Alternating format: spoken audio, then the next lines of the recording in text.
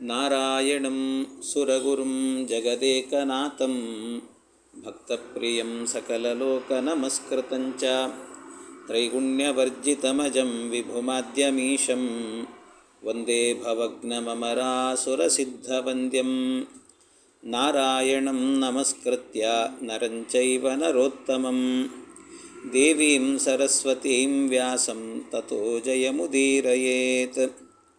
ನಾರಾಯಣಾಯ ಪರಿಪೂರ್ಣಗುಣಾರ್ಣವಾಯ ವಿಶ್ವೋದಯಸ್ಥಿತಿಲಯೋನ್ನಿಯತಿಪ್ರದಾಯ ಜ್ಞಾನಪ್ರದಾಯ ವಿಬುಧಾಸುರಸೌಖ್ಯದುಃಖಸತ್ಕಾರಣಾಯ ವಿತತಾಯ ನಮೋ ನಮಸ್ತೆ. ಶ್ರೀ ಗುರುಭ್ಯೋ ನಮಃ. ಹರಿ ಓಂ ಹರಿ ಓಂ ಹರಿ ಓಂ. ವ್ಯಾಸಾವತಾರೇ ನಿಹತಸ್ತ್ವಯಾ ಯಃ ಕಲಿಸ್ಸು ಶಾಸ್ತ್ರೋಕ್ತಿಭಿರೇವ ಚಾದ್ಯ ಶ್ರುತ್ವಾ ತ್ವದುಕ್ತಿಃ ಪುರುಷೇಷು ತಿಷ್ಠನ್ ಈಶಚ್ಚಕಾರೇವ ಮನಸ್ತ್ವಯೀಶಾ. ಮೊದಲು ವೇದವ್ಯಾಸದೇವರು ಅವತಾರ ಮಾಡಿದಾಗ ಅವರು ಸಚ್ಚಾಸ್ತ್ರವನ್ನು ರಚನೆ ಮಾಡಿ ಎಲ್ಲ ಸಜ್ಜನರ ಹೃದಯದಲ್ಲಿ ಹುದುಗಿದ್ದಂತಹ ಕಲಿಯನ್ನು ಸಂಹಾರ ಮಾಡಿದ್ರಂತೆ. ಕಲಿ ಸಂಹಾರವನ್ನು ಅವರ ಜ್ಞಾನದಿಂದಲೇ, ತತ್ವಶಾಸ್ತ್ರದ ಜ್ಞಾನಪ್ರಸಾರದಿಂದ ಕಲಿಯನ್ನು ನಾಶ ಮಾಡಿದರು. ಆ ಕಲಿ ಈಗ ಮತ್ತೊಂದು ರೂಪದಲ್ಲಿ ಬರ್ತಿದ್ದಾನಂತೆ. ಅವನೇ ದುರ್ಯೋಧನ ಅಂತ ಹೇಳ್ತಾರೆ. ಅವನು ದುರ್ಯೋಧನನಾಗಿ ಬರಬೇಕು ಅಂತ ಕಾಯ್ತಾ ಇದ್ದಂತೆ. ಹಿಂದೆ ರಾಮಾವತಾರದಲ್ಲಿ ಯಾರ್ಯಾರನ್ನ ಕೊಂದಿದ್ದ ಭಗವಂತ ಅವರೆಲ್ಲರೂ ಕೂಡ ರಾಕ್ಷಸರಾಗಿ ಬಂದಿದ್ದಾರೆ. ಅವರೆಲ್ಲ ರಾಕ್ಷಸರಾಗಿ ಬಂದಿದ್ದಾರೆ. ಅದರಲ್ಲೂ ಕೂಡ ಹಿಂದೇನು ರಾವಣ ಕುಂಭಕರ್ಣರಿದ್ದರು, ಅವರಿಬ್ಬರು ಈಗ ಶಿಶುಪಾಲ ದಂತವಕ್ರರಾಗಿ ಬಂದಿದ್ದಾರಂತೆ. ದಂತವಕ್ರ ಅಂತ ಎರಡು, ದಂತವಕ್ರ ಅಂತಲೂ ಹೇಳ್ತಾರೆ, ದಂತವಕ್ತ್ರ ಅಂತಲೂ ಹೇಳ್ತಾರೆ. ಹೀಗೆ ಎರಡು ಶಬ್ದಗಳು ಕೂಡ ಇದ್ದಾವೆ. ಹತೌ ಚಯೌ ರಾವಣ ಕುಂಭಕರ್ಣೌ ತ್ವಯಾ ತ್ವದೀಯೌ ಪ್ರತಿಹಾರ ಪಾಲವು. ಇವರಿಬ್ಬರು ಕೂಡ ಹುಟ್ಟಿದ್ದಾರೆ. ಯೌತೌ ತವಾರಿ ಹತಯೋಃ ಪ್ರವಿಷ್ಟೌ ದೈತ್ಯೌ ತು ತಾವಂಧತಮ ಪ್ರವೇಶ್ಯವು. ಅವರೆಲ್ಲ ಅಂಧಂತಮಸ್ಸಿಗೆ ಹೋಗಲಿಕ್ಕೆ ಅಂತಲೇ ಬಂದಂಥ ಅಯೋಗ್ಯರವರೆಲ್ಲರೂ ಕೂಡ. ಇದಲ್ಲದೆ ಮತ್ತೊಬ್ಬ ರಾಕ್ಷಸ ಹುಟ್ಟಿದ್ದಾನೆ. ಇದೆಲ್ಲ ಎಲ್ಲಿ ಅಂದರೆ ಈಗ ನಡೀತಾ ಇರೋದು ಇನ್ನು ಕೃಷ್ಣಾವತಾರ ಆಗಬೇಕು. ಅದರ ಹಿನ್ನೆಲೆ ಹೇಳ್ತಿದ್ದಾರೆ. ಕೃಷ್ಣಾವತಾರ ಎಲ್ಲ ದೇವತೆಗಳು ಕೂಡ ಹೋಗಿ ಕೃಷ್ಣನ ಎದುರಲ್ಲಿ ಪ್ರಾರ್ಥನೆ ಮಾಡ್ತಿದ್ದಾರೆ, ಭೂದೇವಿ ಸಹಿತವಾಗಿ ಹೋಗಿ. ಅವರು ಹೋಗಿ ಪ್ರಾರ್ಥನೆ ಮಾಡುವಾಗ, ದೇವರೇ ನೀನು ಅವತಾರ ಮಾಡಬೇಕು, ಯಾಕೆಂದರೆ ಭೂಮಿಗೆ ಭಾರ ಇದ್ದಾರೆ ಇವರೆಲ್ಲ ಅಂತ. ಯಾರ್ಯಾರು ಅಂತ ಹೇಳುವಾಗ ಇವ್ರನ್ನೆಲ್ಲ ಹೇಳ್ತಿದ್ದಾರೆ.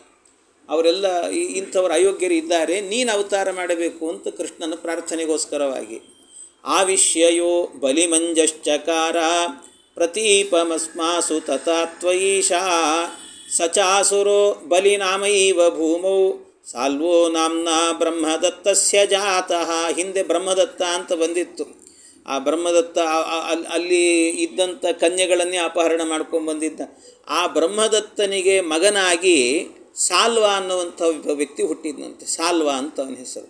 ಈ ಸಾಲ್ವ ಯಾರು ಅಂತಂದರೆ, ಹಿಂದೆ ಇಂದ್ರಸೇನ ರಾಜನ ಒಳಗಡೆ ಬಲಿ ಅಂತ ಒಬ್ಬ ದೈತ್ಯ ಇದ್ದ. ನಾವೆಲ್ಲ ಬಲಿ ಚಕ್ರವರ್ತಿ ಅಂತೀವಿ, ನಿಜವಾಗಲೂ ಅವನ ಹೆಸರು ಬಲಿ ಅಲ್ಲ, ಅವನ ಹೆಸರು ಇಂದ್ರಸೇನ ಅಂತ. ಅವನ ಒಳಗೆ ಬಲಿ ಎನ್ನುವ ದೈತ್ಯನ ಆವೇಶ ಇದ್ದದ್ರಿಂದ ಅವನಿಗೆ ಬಲಿ ಚಕ್ರವರ್ತಿ ಅಂತ ಕರೀತಾ ಇದ್ದದ್ದು. ಹಾಗೆ ಆ ಬಲಿ ಅನ್ನುವಂಥ ಏನು ದೈತ್ಯ ಇದ್ದಾನೆ, ಅವನೇ ಈ ಕೃಷ್ಣಾವತಾರದ ಕಾಲದಲ್ಲಿ ಸಾಲ್ವನಾಗಿ ಹುಟ್ಟಿದ್ದಾನಂತವನು. ಅವನು ಸಾಲ್ವ ಅಂತ ಹೇಳ್ತಾರೆ. ಮಾಯಾಮಯಂ ತೇನ ವಿಮಾನಮಗ್ರ್ಯಂ ಅಭೇದ್ಯಮಾಪ್ತಂ ಸಕಲೈರ್ಗಿರೀಶಾತ್ ವಿದ್ರಾವಿತೋ ಯೋ ಬಹುಶಸ್ತ್ವಯೈವ ರಾಮಸ್ವರೂಪೇಣ ಭೃಗುದ್ವಹೇನ. ಹೀಗೆ ಇವನು ಹುಟ್ಟಿದ. ಇವನಾದ ಮೇಲೆ ಮತ್ತೆ ಹುಟ್ಟಿದವರು ಯಾರು ಅಂತಂದರೆ, ಇನ್ನೊಬ್ಬ ಹುಟ್ಟಿದ್ದಾನಂತೆ, ಬಾಣ ಅಂತ ಒಬ್ಬ ದೈತ್ಯ ಇದ್ದ. ಬಾಣಾಸುರ ಅಂತ ಹೇಳ್ತಾರೆ. ಆ ಬಾಣ ಅನ್ನುವಂಥ ಏನು ದೈತ್ಯ ಇದ್ದಾನೆ, ಆ ದೈತ್ಯನೂ ಕೂಡ ಹೇಗೆ ಅಂದರೆ, ಅವನು ಈ ಜನ್ಮದಲ್ಲಿ ಏನಾಗಿ ಹುಟ್ಟಿದ ಅಂದರೆ ಕೀಚಕ ಅನ್ನೋ ಹೆಸರಿನಿಂದ ಹುಟ್ಟಿದಂತೆ. ಎಲ್ಲರೂ ಕೂಡ ಮಹಾದುಷ್ಟರೇ ಅವರೆಲ್ಲರೂ ಕೂಡ. ಇಂಥವರೆಲ್ಲ ಹುಟ್ಟಿದರು ಅಂತ ಹೇಳುತ್ತಾರೆ. ಹೀಗೆ ಆಮೇಲೆ ಈ ಸಾಲ್ವ, ಕೀಚಕ ಎಲ್ಲರೂ ಕೂಡ ಜರಾಸಂಧನಿಗೆ ಭಾಳ ಬೇಕಾದವರಾಗಿದ್ದರಂತೆ. ಎಲ್ಲರೂ ಕೂಡ ಅವನನ್ನು ಭಾರಿ ಹಚ್ಚಿಕೊಂಡಿದ್ದರು ಅಂತ ಹೇಳುತ್ತಾರೆ. ಇಷ್ಟೆಲ್ಲವೂ ಕೂಡ ಇವರೆಲ್ಲ ಹುಟ್ಟಿದ್ದಾರೆ. ಇವರನ್ನು ಅತಸ್ತ್ವಯ ಭುವ್ಯವತಿರ್ಯ ದೇವ ಕಾರ್ಯಾಣಿ ಕಾರ್ಯಾಣ್ಯಕಿಲಾನಿ ದೇವ ಎಲ್ಲ ಕಾರ್ಯಗಳನ್ನು ಮಾಡಿ ನೀನು ದೇವತಾ ಕಾರ್ಯವನ್ನು ಸಿದ್ಧಿ ಮಾಡಿ ಆ ದೈತ್ಯರನ್ನೆಲ್ಲ ಸಂಹಾರ ಮಾಡಬೇಕು ಅಂತ ಕೇಳಿಕೊಂಡಂತೆ. ಇಷ್ಟು ಕೇಳಿಕೊಂಡಾಗ ಆಯಿತು ಅಂತ ಪರಮಾತ್ಮನು ಕೂಡ ಅವತಾರ ಮಾಡುತ್ತೇನೆ ಅಂತ ಹೇಳಿದ. ಇದೆಲ್ಲ ನಡೆದದ್ದೆಲ್ಲಿ ಅಂತಂದರೆ ಮೇರು ಶಿಖರದಲ್ಲಿ. ದೇವತೆಗಳೆಲ್ಲರೂ ಕೂಡ ದೇವರ ದರ್ಶನಕ್ಕೆ ಅಂತ ಹೋದರು. ಭಗವಂತ ಏನು ಮಾಡಿದ ಅಂದರೆ ನಾವೆಲ್ಲ ಒಂದು ಸಭೆ ಮಾಡೋಣ, ಅದು ಮೇರು ಪರ್ವತದ ಮೇಲೆ ಮೇರು ಶಿಖರದಲ್ಲಿ ಮಾಡೋಣ ಅಂತ. ಅಲ್ಲಿ ಬ್ರಹ್ಮದೇವರ ಸಭೆ ಇರ್ತದಲ್ಲಿ. ಆ ಬ್ರಹ್ಮದೇವರ ಮಂಟಪ ಏನಿದೆ ಅದರ ಹತ್ತಿರದಲ್ಲೇ ಈ ಸಭೆ ಮಾಡೋಣ ಅಂತ. ಆ ಸಭೆಯಲ್ಲಿ ಇಂತಿಂಥವ್ರು ಅವತಾರ ಮಾಡಿದ್ದಾರೆ, ಇವ್ರನ್ನೆಲ್ಲರನ್ನು ಕೂಡ ಕೊಲ್ಲಬೇಕು ದೇವರೇ, ನೀನು ಅವತಾರ ಮಾಡಬೇಕು ಅಂತ ಹೇಳುವಾಗ ಕೆಲವು ದೈತ್ಯರೇನು ಮಾಡಿದ್ರಂತೆ, ಈ ಮಂತ್ರಾಲೋಚನೆ ನಡೀತಿತ್ತಲ್ಲ, ಅದು ನಡೆಯುವಾಗಲೇ ಕೆಲವು ದೈತ್ಯರೆಲ್ಲರೂ ಕೂಡ ಹೋಗಿ ಸ್ವಲ್ಪ ಬಚ್ಚಿಟ್ಟುಕೊಂಡು ಇದನ್ನೆಲ್ಲ ಕೇಳಿಸ್ಕೊಳ್ತಾ ಇದ್ರಂತೆ. ದೇವರು ಬೇಕು ಅಂತಲೇ ಅಲ್ಲಿಗೆ ಬಂದಿದ್ದ, ಯಾಕೆಂದರೆ ತನ್ನೂರಲ್ಲೇ ಮಾಡಿದರೆ ಇವ್ರಿಗೆ ಯಾರಿಗೂ ಗೊತ್ತಾಗ್ತಿರಲಿಲ್ಲ. ಆದರೂ ಬೇಕು ಅಂತ ಅಲ್ಲಿಗೆ ಬಂದದ್ದು ಯಾಕೆಂದರೆ ಈ ದೈತ್ಯರಿಗೆ ಕೇಳಿಸ್ಲಿ ಅಂತಲೇ ಬಂದಿದ್ರಂತೆ. ಅದಕ್ಕೆ ಅವರೆಲ್ಲ ಏನು ಮಾಡಿದರು ಅಂತಂದರೆ ಇದನ್ನೆಲ್ಲ ಕೇಳಿಸ್ಕೊಂಡ್ರಲ್ಲ ಅವರು ದೈತ್ಯರು. ಕೇಳಿಸಿಕೊಂಡದ್ದಕ್ಕೆ ಅವರಿಗೆ ಹುಚ್ಚಿಡಿತಂತೆ. ಅವರಿಗೆ ಹುಚ್ಚಿಡಿದು ಏನು ಮಾಡಿದ್ರಂತೆ, ನಾವೆಲ್ಲ ಹೋಗ್ತೀವಿ ನಿಲ್ಲೋ, ನಾವೇನು ಮಾಡ್ತೀವಿ ಅಂದರೆ ಈಗ ಹಾಗೆ ದೇವರನ್ನು ಅವತಾರ ಮಾಡು ಅಂತ ಇವರೆಲ್ಲ ಪ್ರಾರ್ಥನೆ ಮಾಡ್ತಿದ್ದಾರೆ, ಹಾಗೆ ನಮ್ಮ ಒಡೆಯ ಯಾರು ಅಂತಂದರೆ ಕಲಿ. ದೈತ್ಯರು ಅಂದುಕೊಂಡದ್ದು ನಮ್ಮ ಒಡೆಯ ಅಂತಂದರೆ ಕಲಿ ಇದ್ದಾನೆ, ಆ ಕಲಿಯನ್ನು ಅವತಾರ ಮಾಡು ಅಂತ ಕೇಳಬೇಕು. ಅವನು ಅವತಾರ ಮಾಡುವಾಗ ಅಜೇಯನಾಗಬೇಕು, ಅಂದರೆ ಯಾರೂ ಅವನನ್ನು ಕೊಲ್ಲಿಕ್ಕಾಗಬಾರ್ದು ಅಷ್ಟು ಸುಲಭದಲ್ಲಿ. ಅಂಥ ವ್ಯಕ್ತಿತ್ವ ಅವನಿಗೆ ಬರಬೇಕು. ಅದಕ್ಕೋಸ್ಕರ ರುದ್ರದೇವರನ್ನು ಕುರಿತು ತಪಸ್ಸು ಮಾಡಬೇಕು ಅಂತ ಆ ದೈತ್ಯರೆಲ್ಲರೂ ಕೂಡ ಹೋಗಿ ರುದ್ರದೇವರನ್ನು ತಪಸ್ಸು ಮಾಡಿದ್ರಂತ. ಅವರು ತಪಸ್ಸಿಗೆ ಕೂತಿದ್ದಾರೆ. ಇದರ ಮಧ್ಯದಲ್ಲಿ ಇನ್ನೇನು ನಡೆಯಿತು ಅಂತ ಹೇಳಿದರೆ, ಅದೇ ಸಂದರ್ಭದಲ್ಲಾಗುವಾಗ ಬ್ರಹ್ಮ ಪ್ರಣಮ್ಯಾಹ ತಮಾತ್ಮ ಕಾರಣಂ ಪ್ರಾದಾಂಪುರಾಹಂ ವರುಣಾಯ ಗಾಶುಭಾಹ. ಈ ಕಡೆಯಿಂದ ಭಗವಂತ ಅವತಾರ ಮಾಡುವಂಥ ಒಂದು ವಂಶ ಅದು ಯಾವುದು ಅಂತ ಹೇಳಿದರೆ, ಈ ವಸುದೇವನ ಮಗನಾಗಿ ಅವತಾರ ಮಾಡ್ತಾನೆ ಪರಮಾತ್ಮ. ವಸುದೇವನ ಮಗನಾಗಿ ಅವತಾರ ಮಾಡಬೇಕಾದ್ರೆ ಹೇಗೆ, ಆ ವಸುದೇವ ಯಾರು, ಅವನ ಹಿನ್ನೆಲೆ ಏನು ಅಂತ ಕೇಳಿದರೆ, ಆ ವಸುದೇವ ಅಂತಂದರೆ ಬೇರೆ ಯಾರೂ ಅಲ್ಲ, ಜಹಾರತಾಸ್ತಸ್ಯ ಪಿತಾಮೃತಸ್ರವಾಹ ಸ ಕಶ್ಯಪೋ ದ್ರಾಕ್ಷಸಹಸಾತಿ ಗರ್ವಿತಃ. ಕಶ್ಯಪರಂತೆ, ಕಶ್ಯಪ ಮಹರ್ಷಿಗಳು. ಆ ಕಶ್ಯಪ ಮಹರ್ಷಿಗಳಿಗೆ ಅನೇಕ ಜನ ಹೆಂಡಂದರು. ಅದರಲ್ಲಿ ಇಬ್ಬರು ಯಾರು ಅಂದರೆ, ಒಬ್ಬಳು ಅದಿತಿ, ಇನ್ನೊಬ್ಬಳು ಸುರಭಿ ಅಂತ. ಈ ಅದಿತಿ ಸುರಭಿ ಅನ್ನುವಂಥ ಇಬ್ಬರು ಹೆಂಡಂದ್ರಿದ್ದರು. ಆ ಇಬ್ಬರೂ ಕೂಡ ಏನು ಮಾಡಿದ್ರಂತೆ, ವರುಣನ ಬಳಿಯಲ್ಲಿ ಒಂದು ಹಸು ಇತ್ತಂತೆ ವರುಣನ ಹತ್ರ. ಆ ಹಸು ಭಾಳ ಚೆನ್ನಾಗಿದೆ, ಅದು ನಮಗೆ ಬೇಕು ಅಂತ ಹೇಳಿದ್ರಂತೆ. ಕಶ್ಯಪರು ಮತ್ತು ಇವರಿಬ್ಬರು ಸೇರಿಕೊಂಡು ಅಪಹರಣ ಮಾಡ್ಕೊಳ್ಳಿಕ್ಕೆ ಹೋದ್ರಂತೆ. ಏನು ಹಿಂದೆ ಜುನಾಮಕ ವಸು ಮಾಡಿದ್ದ ಅದೇ ರೀತಿ ಅಪಹರಣ ಮಾಡಲಿಕ್ಕೆ ಹೋದ್ರಂತವ್ರು. ಆದರೆ ವರುಣ ಅವ್ರಿಗೆ ಶಾಪ ಹಾಕಲಿಲ್ಲ, ಪಾಪ ಶಾಪ ಹಾಕಲಿಲ್ಲ. ಯಾಕೆಂದರೆ ವರುಣ ಅಂದರೆ ಯಾರು, ಅದಿತಿ ದೇವಿಯ ಮಗ. ಯಾಕೆಂದ್ರೆ ದೇವತೆ ಅಲ್ವಾ, ದೇವತೆಗಳೆಲ್ಲರೂ ಕೂಡ ಅದಿತಿಯ ಮಕ್ಕಳು. ಹಾಗಾಗಿ ತಂದೆ ತಾಯಿಗಳಿಗೆ ಹೆಂಗೆ ಶಾಪ ಹಾಕೋದು. ಆದರೂ ಅವನು ಬೇಜಾರು ಮಾಡಿಕೊಂಡಂತೆ. ಮಾತ್ರಾತ್ವದಿತ್ಯಾಚ ತಥಾಸುರಭ್ಯ ಪ್ರಚೋದಿತೇನೈವ ಹೃತಾಸು ತಾಸು ಶ್ರುತ್ವಾ ಜಲೇಶಾತ್ ಸಮಯಾಭಿಶಪ್ತಃ ಕ್ಷತ್ರೇಷು ಗೋಜೀವನಕೋ ಭವೇತಿ. ಅದಕ್ಕೆ ಗೋವನ್ನು ಅಪಹರಣ ಮಾಡಿದ್ದಕ್ಕೋಸ್ಕರವಾಗಿ ಬ್ರಹ್ಮದೇವರೇನು ಮಾಡಿದ್ರಂತೆ, ಆ ಅಪಹರಣ ಮಾಡಿದ್ದಕ್ಕೆ ಕಶ್ಯಪರಿಗೆ ಶಾಪವನ್ನು ಕೊಟ್ಟರಂತೆ ಬ್ರಹ್ಮದೇವರು. ಏನು ಶಾಪ ಕೊಟ್ಟರು ಅಂದರೆ, ನೀವು ಕ್ಷತ್ರೇಷು ಗೋಜೀವನಕೋ ಭವೇತಿ.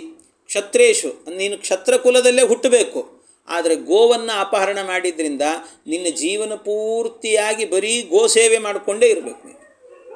ಆದ್ದರಿಂದಲೇ ಅವರೆಲ್ಲ ಏನಾಗಿಬಿಟ್ರು, ಗೋಪರಾಗಿಬಿಟ್ರು ಎಲ್ಲರೂ ಕೂಡ, ಅವರ ಗೋಪರು.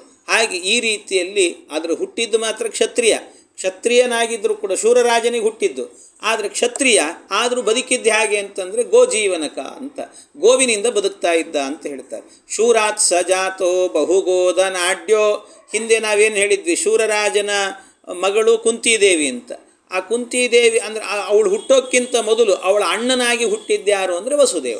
ಅಂದರೆ ಇಬ್ಬರು ಸ್ವಂತ ಅಣ್ಣ ತಂಗಿ ಅಂತ ಅರ್ಥ. ಅಂದರೆ ಈ ವಸುದೇವನಿಗೆ ಕೃಷ್ಣ ಹುಟ್ಟಿದ್ದಾನೆ ಅಂದರೆ ಕುಂತಿ ಸೋದರತ್ತೆ ಅಂತ ಅರ್ಥ. ಹೀಗೆ ಆ ರೀತಿಯಲ್ಲಿ ಭೂಮೌ ಯಮಾಹುರ್ ವಸುದೇವ ಇತ್ಯಪಿ ತಸ್ಯೈವ ಭಾರ್ಯ. ಆ ಅದಿತಿ ಸುರಭಿ ಇಬ್ಬರೂ ಕೂಡ ಏನಾದ್ರಂತೆ ಈ ವಸುದೇವನಿಗೇನೆ ಹೆಂಡಂದ್ರಾಗಿ ಹುಟ್ಟಿದ್ರಂತೆ. ಅವರು ಅದರಲ್ಲಿ ಒಬ್ಬಳು ಯಾರು ಅಂದರೆ ದೇವಕಿ ಅಂತ, ಇನ್ನೊಬ್ಬಳು ರೋಹಿಣಿ ಅಂತ. ಹೀಗೆ ಇಬ್ಬರು ಹೆಂಡಂದ್ರೆ ಇವನಿಗೆ. ಬಭೂವ ಚಾನ್ಯ ಸುರಭಿಷ್ಟ ರೋಹಿಣಿ. ಇವರು ಮದುವೆ ಮಾಡಿಕೊಂಡ್ರು. ಈ ರೋಹಿಣಿ ಇದ್ದಾಳಲ್ವ, ಆಮೇಲೆ ಇಷ್ಟೇ ಅಲ್ಲ, ಇನ್ನೊಂದು ವಿಶೇಷ ಏನು ಅಂದರೆ, ತತ್ವಂ ಭವಸ್ವಾಶು ಚ ದೇವಕಿ ಸುತ ತಥೈವ ಯೋದ್ರೋಣ ನಾಮಾವಸುಸ್ಸಹ ಸ್ವಭಾರ್ಯಯ ಧರಯ ತ್ವತ್ಪಿತೃತ್ವಂ ಪ್ರಾಪ್ತುಂ ತಪಸ್ತೇಪ ಉದಾರ ಮಾನಸಃ. ಈ ಕಶ್ಯಪರು ಮತ್ತು ಅದಿತಿ ದೇವಿ ಇವರೆಲ್ಲರೂ ಕೂಡ, ಕಶ್ಯಪ ಅದಿತಿ ಜೊತೆಗೆ ಈ ದ್ರೋಣ ಅಂತ ಒಬ್ಬ ವಸು ಇದ್ದಾನೆ, ಏನು ಜುನಾಮಕ ವಸು ಇದ್ದಾನೆ, ಹಾಗೆ ದ್ರೋಣ ಅನ್ನುವ ಹೆಸರಿನ ಒಬ್ಬ ವಸು. ಆ ವಸುವು ಮತ್ತು ಕಶ್ಯಪರು ಇವರೆಲ್ಲ ಸೇರ್ಕೊಂಡು ಏನು ಮಾಡಿದ್ರಂತೆ, ದೇವರನ್ನು ನೀನು ನನ್ನ ಮಗನಾಗಿ ಹುಟ್ಟಬೇಕು ಅಂತ ಅವರೆಲ್ಲ ತಪಸ್ಸು ಮಾಡಿದ್ರಂತೆ. ಅದಕ್ಕೆ ಕಶ್ಯಪರು ನೀನು ನನ್ನ ಮಗನಾಗಿ ಹುಟ್ಟಬೇಕು ಅಂತ ಅವ್ರು ಕೇಳಿದರು. ನಂದಗೋಪ ಕೇಳಿದ್ದ ನಿನ್ನನ್ನು ಎತ್ತಿ ಆಡಿಸ್ಬೇಕು, ನಿನ್ನನ್ನು ಕೂಸಾಗಬೇಕು ಅಂತ ಅವ್ರು ಕೇಳಿದ್ರಂತೆ. ಹಾಗಾಗಿ ಕೇಳಿದ್ದಕ್ಕೋಸ್ಕರವಾಗಿ ಭಗವಂತ ಏನು ಮಾಡಿದ ಅಂದರೆ, ಎರಡೆರಡು ಸರ್ತಿ ಅವತಾರ ಮಾಡಲಿಕ್ಕೆ ಆಗೋದಿಲ್ಲ ಅಂತ ಹೇಳಿ ಒಂದು ಸರ್ತಿ ಅಂದರೆ ಇವನಿಗೆ ಏನು ವಸುದೇವನಿಗೆ ಹುಟ್ಟಿಬಿಟ್ಟ. ವಸುದೇವನಿಗೆ ಹುಟ್ಟಿದ ನಂತರ ಆಮೇಲೆ ಬೆಳೆದದ್ದೆಲ್ಲಿ ಅಂದರೆ ಯಶೋದೆ ಮನೆಯಲ್ಲಿ. ಅಂದರೆ ಯಶೋದೆ ಅಂದರೆ ನಂದಗೋಪನೇ ಹೆಂಡತಿ. ಆ ನಂದಗೋಪ ಯಾರು ಅಂತ ಕೇಳಿದರೆ ಅವನು ಕೂಡ ಈ ಶೂರರಾಜ ಏನಿದ್ದಾನೆ, ಶೂರರಾಜನಿಗೆ ಒಬ್ಬ ವೈಶ್ಯಪತ್ನಿ ಇದ್ಲಂತೆ. ವೈಶ್ಯಪತ್ನಿ, ಆ ವೈಶ್ಯ ಜಾತಿಯ ಹೆಂಡತಿ ಇದ್ಲು. ಆ ವೈಶ್ಯ ಜಾತಿಯ ಹೆಂಡತಿಯಲ್ಲಿ ಹುಟ್ಟಿದವನು ಈ ನಂದಗೋಪ. ಹಾಗಾಗಿ ಆ ನಂದಗೋಪನಿಗೂ ಕೂಡ ಮಗನಾಗೇ ಬೆಳೆದ ಭಗವಂತ. ಇಬ್ಬರು ತಪಸ್ಸು ಮಾಡಿದ್ರು. ಆದ್ದರಿಂದ ಈ ಎಲ್ಲ ಹಿನ್ನೆಲೆಯಲ್ಲೂ ಕೂಡ ಅವರೆಲ್ಲ ಹುಟ್ಟಿದ್ದಾರಂತೆ. ನಂದಗೋಪ ಇತ್ಯಾದಿಗಳೆಲ್ಲರೂ ಕೂಡ ಇದ್ದಾರೆ. ಅವರಲ್ಲಿ ಇನ್ನು ಭಗವಂತ ಅವತಾರ ಮಾಡಬೇಕು.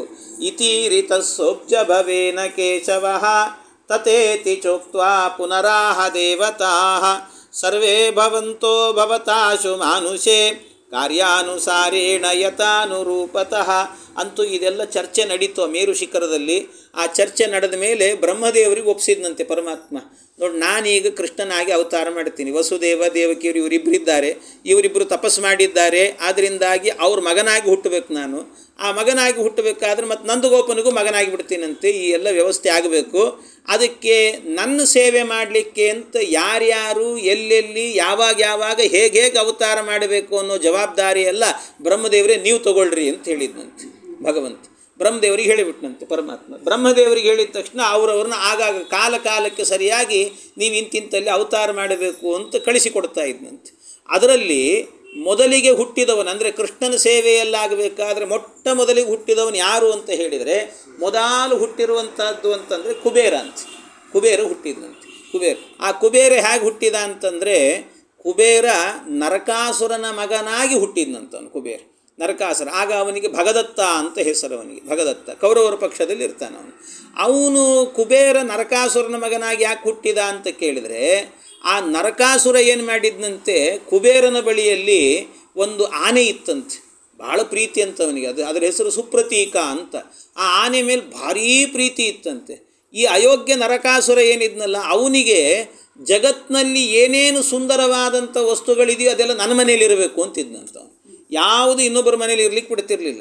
ಕೆಲವೆಲ್ಲ ವಸ್ತುಗಳು ನಮ್ಮ ಮನೆಯಲ್ಲೇ ಇರಬೇಕು ಅಂತ ಇಟ್ಕೊಂಡ್ಬಿಡ್ತಿದ್ನಂತೆ. ಯಾರಾದರೂ ಕೆಲವರು ಇರ್ತಾರೆ, ಯಾರ್ದಾದ್ರೂ ಮನೆಗೆ ಹೋದ್ರು ಅಂದರೆ ಭಾಳ ಚೆನ್ನಾಗಿರುವಂಥ ದೇವ್ರು ಕಾಣಿಸ್ತು ಅಂದರೆ ನಮ್ಮ ಮನೇಲಿ ಇರಲಿ ಅಂತಿರ್ತಾರೆ. ಹೀಗೆಲ್ಲ ಮಾಡೋರು ಇರ್ತಾರೆ. ಹಾಗೆ ಆ ರೀತಿಯಲ್ಲಿ ಏನು ಕಂಡದ್ದೆಲ್ಲ ನನಗೆ ಬೇಕು ಅಂತ. ಅದಕ್ಕೋಸ್ಕರ ಏನು ಮಾಡಿದ್ದ, ಈ ಸುಪ್ರತೀಕ ಆನೆಯನ್ನು ಕೂಡ ತೊಗೊಂಡು ಹೋಗಿಬಿಟ್ಟಿದ್ದ. ಆದರೆ ಆ ನರಕಾಸುರನನ್ನು ಎದುರಿಸಿ ತರಬೇಕು ಅಂತಂದರೆ ಈ ಕುಬೇರನಿಗೆ ಅಷ್ಟು ಸಾಮರ್ಥ್ಯ ಇರಲಿಲ್ಲಂತೆ.